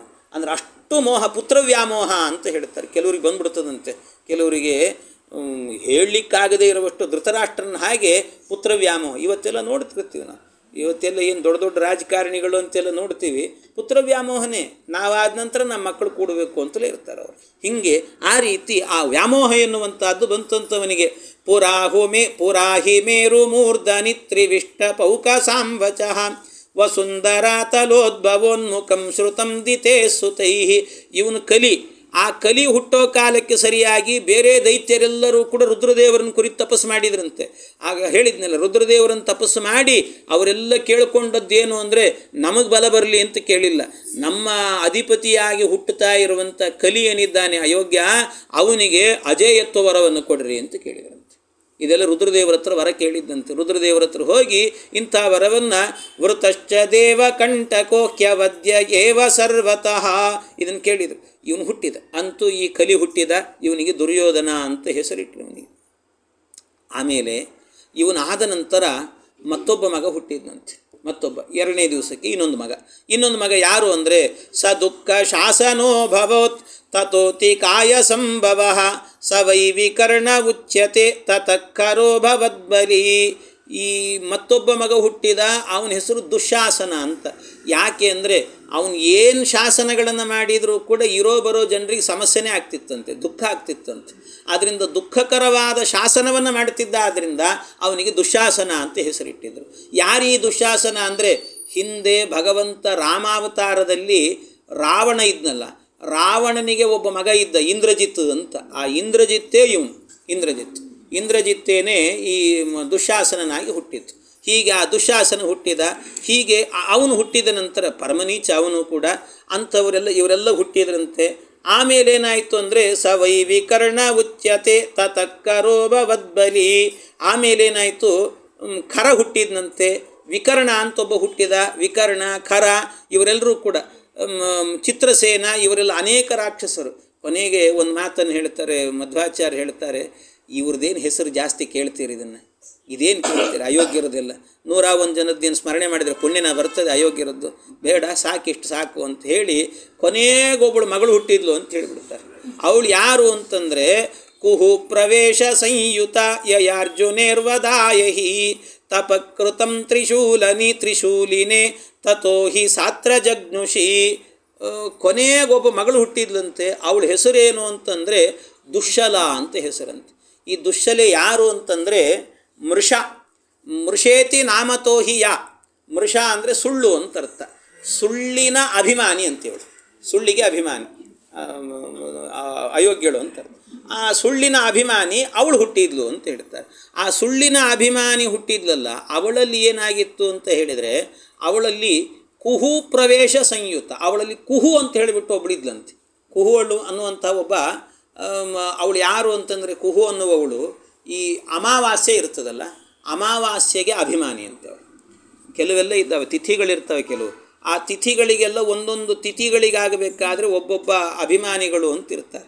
ಹಾಗೆ ಅಮಾವಾಸ್ಯೆ ಇರ್ತದೆ, ಕಗ್ಗತ್ತಲು ಅಂತ ಹೇಳ್ತೀವಲ್ಲ, ಆ ಕಗ್ಗತ್ತಲಿಗೆ ಯಾರು ಅಭಿಮಾನಿ ಅಂದರೆ ಕುಹು ಅಂತ ಹೇಳಿಬಿಟ್ಟು ಒಬ್ಬಳ ಅಭಿಮಾನಿ. ಅವಳ ಆವೇಶ ಇವಳಲ್ಲಿ ಇತ್ತಂತೆ. ಅದರಲ್ಲೂ ಕೂಡ ಏನು ಅಂದರೆ, ಈ ಅಮಾವಾಸ್ಯೆ ಇದ್ದರೂ ಕೂಡ ಆ ಅಮಾವಾಸ್ಯೆಗೆ ಚತುರ್ದಶಿ ಸ್ಪರ್ಶ ಇತ್ತು ಅಂದರೆ ಅವತ್ತು ಸ್ವಲ್ಪ ಚಂದ್ರ ಕಾಣ್ತಾನಂತೆ, ಚಂದ್ರ ಕಾಣ್ತಾನೆ ಅವತ್ತಿನ ದಿವಸ. ಅದರಿಂದ ಅಂಥ ಒಂದು ಚಂದ್ರ ಕಾಣುವಂಥ, ಚಂದ್ರನ ದರ್ಶನ ಆಗುತ್ತಲ್ವ, ಅಂಥ ಅಮಾವಾಸ್ಯೆ ಇದ್ದರೆ ಅದಕ್ಕೆ ಅಮಾವಾಸ್ಯೆ ಅನ್ನಲ್ಲ, ಸಿನಿವಾಲಿ ಅಂತ ಹೇಳ್ತಾರೆ. ಸಿನಿವಾಲಿ, ಆ ಸಿನಿವಾಲಿ ಅನ್ನುವಂಥದ್ದೇನಿದೆ ಅಲ್ವ, ಅದಕ್ಕೆ ಅಭಿಮಾನಿ ಬೇರೆಯೇ, ಅದಕ್ಕೆ ಹೆಸರು ಕೂಡ ಸಿನಿವಾಲಿ ಅಂತಲೇ ಹೆಸರು, ಅಭಿಮಾನಿ ದೇವತೆ. ಅದಲ್ಲದೇನೆ ಇನ್ನು ಚಂದ್ರ ದರ್ಶನ ಇಲ್ಲದೇ ಇರುವಂಥ ಅಮಾವಾಸ್ಯೆ ಇದೆಯಲ್ಲ, ಅದಕ್ಕೆ ಕುಹು ಅಭಿಮಾನಿ ಅಂತೆ, ಕುಹು ಅಂತ. ಹೀಗೆ ಅಭಿಮಾನಿ. ಆ ಕುಹು ಏನು, ಅದೇ ರೀತಿಯಲ್ಲಿ ಚತುರ್ದಶಿಯಿಂದ ಕೂಡಿದಂಥ ಒಂದು ಹುಣ್ಣಿಮೆ ಇರ್ತದೆ. ಚತುರ್ದಶಿಯಿಂದ ಕೂಡಿದಂಥ ಹುಣ್ಣಿಮೆ ಅಂತಂದರೆ ಅದಕ್ಕೆ ಅನುಮತಿ ಅನ್ನುವವಳು ಅಭಿಮಾನಿ ಅಂತೆ. ಚತುರ್ದಶಿ ದಿವಸ, ಚತುರ್ದಶಿ ಸ್ಪರ್ಶ ಇಲ್ಲದೇನೆ, ಅದರ ಸ್ಪರ್ಶ ಎನ್ನುವಂಥದ್ದು ಇಲ್ಲದೇನೆ ಹುಟ್ಟಿದ್ದು ಇರುವಂಥ ಒಂದು ಹುಣ್ಣಿಮೆ ಅಂದರೆ ಅದಕ್ಕೆ ರಾಕ ಅನ್ನುವಂಥ ಒಬ್ಬ ದೇವತೆ ಅಭಿಮಾನಿ ಅಂತ, ರಾಕ ಅಂತ ಹೆಸರು. ಅಂದರೆ ಚತುರ್ದಶಿ ಸ್ಪರ್ಶ ಇಲ್ಲದ ಹುಣ್ಣಿಮೆಗೆ ರಾಕ ಅಂತ ಹೆಸರು. ಚತುರ್ದಶಿ ಸ್ಪರ್ಶ ಇರುವಂಥ ಹುಣ್ಣಿಮೆಗಾಗಬೇಕಾದ್ರೆ ಅನುಮತಿ ಅಂತ ಹೆಸರಂತೆ. ಅಮಾವಾಸ್ಯೆ ಚತುರ್ದಶಿ ಸ್ಪರ್ಶ ಇಲ್ಲದೇ ಇರುವ ಅಮಾವಾಸ್ಯೆ ಅಂತಂದರೆ ಕುಹು ಅಂತ ಹೆಸರು. ಚತುರ್ದಶಿ ಸ್ಪರ್ಶ ಇರುವಂತಹ ಅಮಾವಾಸ್ಯೆ ಅಂತಂದರೆ ಸಿನಿವಾಲಿ ಅಂತ ಹೆಸರು. ಅಂದರೆ ಯಾವತ್ತು ಚತುರ್ದಶಿ ಸ್ಪರ್ಶವೇ ಇಲ್ಲ, ಅಂದರೆ ಚಂದ್ರನ ದರ್ಶನವೇ ಇಲ್ಲ, ಕಗ್ಗತ್ತಲಿರುತ್ತೋ ಅದಕ್ಕೆ ಅಭಿಮಾನಿ ಯಾರು ಅಂದರೆ ಕುಹು ಅಂತ. ಆ ಕುಹುವಿನ ಆವೇಶವು ಕೂಡ ಇವಳದಿತ್ತು. ಈ ಕುಹು ಅನ್ನೋದೊಂದು ಅದೊಂದು ಯೋಗ ಅಂತ ಹೇಳ್ತಾರೆ. ಅದೊಂದು ಆ ಯೋಗ ಬಂತು ಅಂದರೆ ಕಠಿಣ ಸ್ವಲ್ಪ ಜೀವನದಲ್ಲಿ. ಇದು ನಮಗೆ ವ್ಯಾಸರಾಜರ ಚರಿತ್ರೆಯಲ್ಲಿ ಬರ್ತದೆ. ಈ ವಿಜಯನಗರದ ಅರಸನಿಗೆ ಕುಹು ಯೋಗ ಅಂತ ಬಂದಿತ್ತು ಅಂತ, ಅದನ್ನು ಪರಿಹಾರ ಮಾಡಿದರು ಅಂತ ಹೇಳ್ತಾರಲ್ಲ ಅಂಥದ್ದು. ಹಾಗೆ ಆ ಕುಹು ಯೋಗ, ಇವಳು ದುಶ್ಶಲೆ, ಆ ದುಶ್ಶಲೆಯಲ್ಲಿ ಇವಳು ಆವೇಶ ಇತ್ತು ಅಂತ ಹೇಳ್ತಾರೆ. ಅವಳು ಹುಟ್ಟಿದ ಕೂಡಲೇ ಏನು ಮಾಡಿದ್ಲಂತೆ, ತಪಸ್ಸನ್ನು ಮಾಡಿದ್ಲಂತೆ. ಏನು ತಪಸ್ಸು ಮಾಡಿದ್ದು ಅಂದರೆ ಅರ್ಜುನನ ಮಗನ ಸಾವಿಗೆ ನಾನು ಕಾರಣಳಾಗಬೇಕು ಅಂತ ತಪಸ್ಸು ಮಾಡಿದ್ಲಂತೆ. ಹುಟ್ಟಿದ ಕೂಡಲೇ ಮಾಡಿದಂಥ ಕೆಲಸಗಳು ಅವಳಿಗೆ ಮೊದಲೇ ಗೊತ್ತಿ, ಅರ್ಜುನನ ಮಗನ ಸಾವಿಗೆ ನಾನು ಕಾರಣಳಾಗಬೇಕು ಅಂತ. ಅದಕ್ಕೋಸ್ಕರವೇ ಏನಾಗುತ್ತೆ ಅಂತಂದರೆ, ಈ ದುಶ್ಶಲೆ ಏನು ಮಾಡ್ತಾಳೆ ಅಂದರೆ, ಈ ಇಬ್ಬರು ಇರ್ತಾರೆ. ಒಂದು ಈ ಕಶ್ಯಪರಿದ್ದಾರಲ್ಲ, ಕಶ್ಯಪರಿಗೆ ಇಬ್ಬರು ಹೆಂಡಂದರು, ಅನೇಕ ಹೆಂಡಂದರು. ಅದರಲ್ಲಿ ಒಬ್ಬಳ ಹೆಸರು ಕಾಲಕ, ಇನ್ನೊಬ್ಬಳ ಹೆಸರು ಪುಲೋಮ ಅಂತ. ಕಾಲಕ ಮತ್ತು ಪುಲೋಮ ಅಂತೇನಿದ್ದಾರೆ ಇವರಿಬ್ಬರಲ್ಲೂ ಕೂಡ ಅಸಂಖ್ಯಾತರಾದಂಥ ಮಕ್ಕಳು ಹುಡ್ತಾರೆ. ಕಾಲಕಲ್ಲಿ ಹುಟ್ಟಿದವರೇನೆ ಕಾಲಕೇಯರು ಅಂತ ಹೇಳ್ತಾರೆ ಅವರನ್ನೆಲ್ಲ, ಕಾಲಕೇಯ ರಾಕ್ಷಸರು. ಇನ್ನು ಪುಲೋಮೆಯಲ್ಲಿ ಪೌಲೋಮರು ಅಂತ ಹೇಳ್ತಾರೆ ಅವರನ್ನೆಲ್ಲ. ಹೀಗೆ ಅನೇಕರು ಹುಟ್ಟಿದ್ರಂತೆ. ಅವರೆಲ್ಲ ಹುಟ್ಟಿ ಆದ ನಂತರ ಈ ಅರ್ಜುನ ಏನು ಮಾಡ್ತಾನೆ, ಮುಂದೆ ಪಾಶುಪತಾಸ್ತ್ರ ಇದೆಲ್ಲ ಅದನ್ನು ಪಡ್ಕೊಂಡು ಇವರನ್ನೆಲ್ಲರನ್ನೂ ಕೂಡ ಸಂಹಾರ ಮಾಡ್ತಾನೆ. ಅವರೆಲ್ಲರ ಜೊತೆಗೂ ಯುದ್ಧ ಮಾಡಿ ಸಂಹಾರ ಮಾಡ್ತಾನೆ. ಅಷ್ಟು ಸಂಹಾರ ಮಾಡಿದಾಗ ಆ ಕಾಲಕೇಯರಿದ್ರಲ್ಲ, ಆ ಕಾಲಕೇಯರಲ್ಲಿ ಒಬ್ಬನೇ ಒಬ್ಬ ಉಳ್ಕೊಂಡಂತೆ. ಅವನ ಹೆಸರೇನು ಅಂದರೆ ಸೈಂಧವ ಅಂತ ಹೆಸರವೊಂದು. ಆ ಸೈಂಧವ ಅನ್ನುವವನು ಏನು ಮಾಡ್ತಾನೆ ಅಂದರೆ ಅವನು ಈ ಸೌರ ದೇಶದ ಅಧಿಪತಿಯಾಗಿರ್ತಾನೆ. ಆ ಸೌರ ದೇಶದ ಅಧಿಪತಿಯಾಗಿ ಅಂದರೆ ಸೌವೀರ ದೇಶ, ಅದು ಸೌವೀರ, ಆ ಸೌವೀರ ದೇಶದ ಅಧಿಪತಿಯಾಗಿರ್ತಾನೆ. ಆ ಅಧಿಪತಿಯಾಗಿದ್ದಾಗ ಈ ದುಶ್ಶಲೆ ಏನು ಮಾಡ್ತಾಳೆ ಅಂದರೆ ಅವನನ್ನು ಮದುವೆ ಮಾಡಿಕೊಡ್ತಾಳೆ. ಅವನನ್ನು ಮದುವೆ ಮಾಡಿಕೊಂಡಾಗ ಆ ಚಕ್ರವ್ಯೂಹದ ಒಳಗೆ ಈ ಅಭಿಮನ್ಯು ಏನು ಹೋಗ್ತಾನೆ, ಅಭಿಮನ್ಯು ಹೋದಾಗ ಆಗ ಬೇರೆ ಯಾರೂ ಕೂಡ ಒಳಗೆ ಬರದೇ ಇರುವಂತೆ ತಡಿಲಿಕ್ಕೆ ಅಂತ ಹೇಳಿ ಗಂಡನನ್ನು ನಿಲ್ಲಿಸ್ತಾಳಲ್ಲಿ, ಸೈಂಧವನನ್ನು ಅಂತ ಅವಳೇ ನಿಲ್ಲಿಸಿ ಈ ಅರ್ಜುನನ ಮಗ ಸಾಯಲಿಕ್ಕೆ ಕಾರಣಳಾಗ್ತಾಳೆ. ಈಗ ಅವಳು ತಪಸ್ಸು ಮಾಡಿ ವರ ಕೇಳಿದ್ದವಳು, ಅದಕ್ಕೆ ಕಾರಣಳಾದಂತೆ. ಅಂತೂ ಇದಕ್ಕೋಸ್ಕರವಾಗಿ ಆ ಅಭಿಮನ್ಯು ಕೂಡ ಸಾಯುವಂಥ ಪ್ರಸಂಗ ಬಂತು ಅಂತ ಹೇಳ್ತಾರೆ. ಈ ರೀತಿ ಇವರೆಲ್ಲರೂ ಕೂಡ ಈ ಧೃತರಾಷ್ಟ್ರನ ಮಕ್ಕಳೆಲ್ಲರೂ ಕೂಡ ಹುಟ್ಟಿರುವಂಥದ್ದು ಹೀಗೆ ಅಂತಂದರು. ಇದಾದ ನಂತರ ಅವನ ಹುಟ್ಟಿಗೆ ನಿಲ್ಲಿಸೋದು ನಾವು, ನಮ್ಮ ವೀರ ಹುಟ್ಟಬೇಕು. ಅದಕ್ಕೋಸ್ಕರ ಇದು ಯಾವಾಗ ಅಂತಂದರೆ ದುರ್ಯೋಧನ ಹುಟ್ಟಿದ್ದು ಯಾವಾಗ ಅಂದರೆ ಧರ್ಮರಾಜ ಹುಟ್ಟಿ 4 ತಿಂಗಳಾದ ಅಂದರೆ 1 ವರ್ಷ 4 ತಿಂಗಳಿಗೆ ಸರಿಯಾಗಿ ಇವನು ಹುಟ್ಟಿದಂತೆ, ದುರ್ಯೋಧನ ಹುಟ್ಟಿದ. ಇನ್ನು ಅವನು ಹುಟ್ಟಿ ಆದ ನಂತರ ಯುಧಿಷ್ಠಿರೇ ಜಾತ ಉವಾಚ ಪಾಂಡು ಬಾಹ್ವೋರ್ಬಲ ಜ್ಞಾನ ಬಲಾಚ್ಚ ಧರ್ಮ. ಆಗ ಇವನು ಕೇಳ್ತಾನೆ, ಪಾಂಡುರಾಜ ಒಬ್ಬ ಮಗ ನಮಗೆ ಹುಟ್ಟಿದ, ಯುಧಿಷ್ಠಿರ ಹುಟ್ಟಿದ, ಅದು ಧರ್ಮದ ರಕ್ಷಣೆಗೋಸ್ಕರ ಅಂತ ಹುಟ್ಟಿದ್ದಾನೆ. ಈಗ ಧರ್ಮದ ರಕ್ಷಣೆ ಆಯಿತು, ಆದರೆ ಈ ಧರ್ಮದ ರಕ್ಷಣೆಯನ್ನು ಮಾಡಬೇಕಾದರೆ ಬರೀ ಧಾರ್ಮಿಕನಾಗಿದ್ದರೆ ಸಾಕಾಗಲ್ಲ. ಅದರ ಜೊತೆಗೆ ಅದರ ರಕ್ಷಣೆ ಮಾಡಲಿಕ್ಕೆ ಬಾಹುಬಲವೂ ಬೇಕು, ಜ್ಞಾನಬಲವೂ ಕೂಡ ಬೇಕು. ಹಾಗಾಗಿ ಜ್ಞಾನಬಲ ಮತ್ತು ಬಾಹುಬಲ ಎರಡೂ ಇರುವಂಥ ಒಂದು ಕೂಸಬೇಕು ನಮಗೆ ಅಂತಂದರೆ, ಎರಡೂ ಇರುವಂಥ ಒಂದು ಕೂಸಬೇಕು. ಅದಕ್ಕೋಸ್ಕರ ಇನ್ನೊಂದು ಸರ್ತಿ ನೀನು ಮಂತ್ರವನ್ನು ಹೇಳಿ ಈ ಬಾರಿ ಏನು ಮಾಡು ಅಂದರೆ ಯಜ್ಞಾಧಿಕೋ ಖ್ಯಶ್ವಮೇಧೋ ಮನುಷ್ಯ ದೃಶ್ಯೇಷು ತೇಜಸ್ವಧಿಕೋ ಹಿ ಭಾಸ್ಕರ ವರ್ಣೇಶು ವಿಪ್ರಸ್ಸಕಲೈರ್ಗುಣೈರ್ವರೋ ದೇವೇಶು ವಾಯು ಪುರುಷೋತ್ತಮ ಧೃತೆ. ದೇವತೆಗಳಲ್ಲಿ ಪರಮಶ್ರೇಷ್ಠ ಅಂದರೆ ಜೀವೋತ್ತಮರು ಅಂದರೆ ವಾಯುದೇವರು. ಆದ್ದರಿಂದ ಅವರನ್ನು ಕೇಳ್ಕೊಳ್ರಿ ಅಂತಂದರು. ಅವರನ್ನು ಕೇಳ್ಕೊಳ್ರಿ ಅಂತಂದಾಗ ಆಯಿತು ಅಂತ ಇವಳೇನು ಮಾಡಿದ್ಲಂತೆ, ಪ್ರಾರ್ಥನೆ ಮಾಡಿದ್ಲು, ವಾಯುದೇವರನ್ನು ಪ್ರಾರ್ಥನೆ ಮಾಡಿದ್ಲು. ಆ ವಾಯುದೇವರೇನೆ ಏನು ಮಾಡಿದರು, ಇತೀರಿತೆ ಪೃಥಯಾಹೂತ ವಾಯು ಸಂಸ್ಪರ್ಶ ಮಾತ್ರ ಅಭವದ್ಭಯ ಬಲದ್ವಯೇ. ಆ ಕೂಡಲೇ ಏನಾಯ್ತಂತೆ, ವಾಯುದೇವರು ಬಂದು ಕುಂತಿದೇವಿಯನ್ನು ಬರೀ ಸ್ಪರ್ಶ ಮಾಡಿದ್ರಷ್ಟೇ. ಅವರು ಸ್ಪರ್ಶ ಮಾಡಿದರು. ಸ್ಪರ್ಶ ಮಾತ್ರದಿಂದಲೇ ಏನಾಯ್ತಂತೆ, ಒಂದು ಕೈಯಲ್ಲಿ ಒಂದು ಕೂಸು ಬಂದು ಕೂತ್ಕೊಳ್ತಂತೆ. ವಾಯುದೇವರೇ, ಅವನಿಗೆ ಹೆಸರೇನೆ ಸಂತೋ ದ್ವಿತೀಯಂ ಪ್ರವದಂತಿ ಭೀಮಂ. ಅವನೇ ಭೀಮ ಅಂತ ಹೆಸರು ಅವನಿಗೆ ಭೀಮ ಅಂತ. ಆ ಭೀಮಸೇನ ದೇವರು ಸ್ಪರ್ಶ ಮಾತ್ರದಿಂದಲೇ ಹುಟ್ಟಿದರು ಅಂತ ಹೇಳುತ್ತಾರೆ. ಇದೆಲ್ಲ ದೇವತೆಗಳಲ್ಲಿ ಇಂತಹ ಸಾಮರ್ಥ್ಯಗಳಿವೆಲ್ಲವೂ ಕೂಡ. ಯಾಕೆಂದರೆ ಬೇರೆ ಬೇರೆ ರೀತಿಯಲ್ಲಿ ಸಂತಿ ದೇವನಿಕಾಯಾಶ್ಚ ಸಂಕಲ್ಪ ಜನಯಂತಿಯೇ ವಾಚ ದೃಷ್ಟ್ಯ ತಥಾ ಸ್ಪರ್ಶಾತ್ ಸಂಘರ್ಷೇಣೇತಿ ಪಂಚದ ಅಂತ. ಮಕ್ಕಳನ್ನು ದೇವತೆಗಳು ಪಡೆಯೋದು 5 ರೀತಿಯಲ್ಲಿ ಪಡೀತಾರಂತೆ. 5 ರೀತಿಯಲ್ಲಿ ಏನದು ಅಂತ ಹೇಳಿದರೆ, ಒಂದು ಸಂಕಲ್ಪ ಜನಯಂತಿ, ಸಂಕಲ್ಪ ಮಾತ್ರದಿಂದ ಇಂಥ ಒಬ್ಬ ಮಗ ಬೇಕು ಅಂತ ಸಂಕಲ್ಪ ಮಾಡಿದರೆ ಹುಟ್ಟಿಬಿಡ್ತಾರಂತೆ ಮಕ್ಕಳು. ಇನ್ನೊಂದೇನು ಅಂದರೆ ವಾಚ, ನಾನು ಹೇಳ್ತಿದ್ದೀನಿ ನಿನ್ನಲ್ಲಿ ನನ್ನಿಂದ ಒಬ್ಬ ಮಗ ಹುಟ್ಟಲಿ ಅಂತ ಹೇಳಿದರೆ ಒಂದು ಮಗ ಹುಟ್ಟಿಬಿಡ್ತಾನೆ, ಬರೀ ಮಾತಿನಿಂದಲೇ ಒಬ್ಬ ಮಗ ಹುಟ್ಟಿಬಿಡ್ತಾನಂತೆ. ಇನ್ನು ಕೆಲವೊಂದು ಸರ್ತಿ ದೃಷ್ಟಿಯಿಂದ, ಕಣ್ಣಿಂದ ನೋಡಿದರೆ ಸಾಕು ಹೆಣ್ಣು ಗರ್ಭಿಣಿ ಆಗಿಬಿಡ್ತಾಳಂತೆ. ಇವನು ಕಣ್ಣಿನ ನೋಟದಿಂದಲೇ ಗರ್ಭವನ್ನು ಧಾರಣೆ ಮಾಡುವಂತೆ ಮಾಡ್ತಾನೆ. ಈ ಉದಾಹರಣೆಗೆ ನಮಗೆ ಇದರಲ್ಲಿ ಚಂದ್ರನ ಬಗ್ಗೆ ಹೇಳಬೇಕಾದ್ರೆ ಅವನನ್ನೇನು ಹೇಳ್ತಾರೆ, ಅತ್ರಿನೇತ್ರ ಸಮುದ್ಭವ ಅಂತ ಹೇಳ್ತಾರೆ. ಚಂದ್ರನ ಅತ್ರಿನೇತ್ರ ಸಮುದ್ಭವ ಅಂದರೆ ಅತ್ರಿಯ ಕಣ್ಣಿಂದ ಹುಟ್ಟಿದವನು ಅಂದರೆ ಏನರ್ಥ, ಕಣ್ಣಿಂದ ಹುಟ್ಟಿಬಿಟ್ಟನವನು.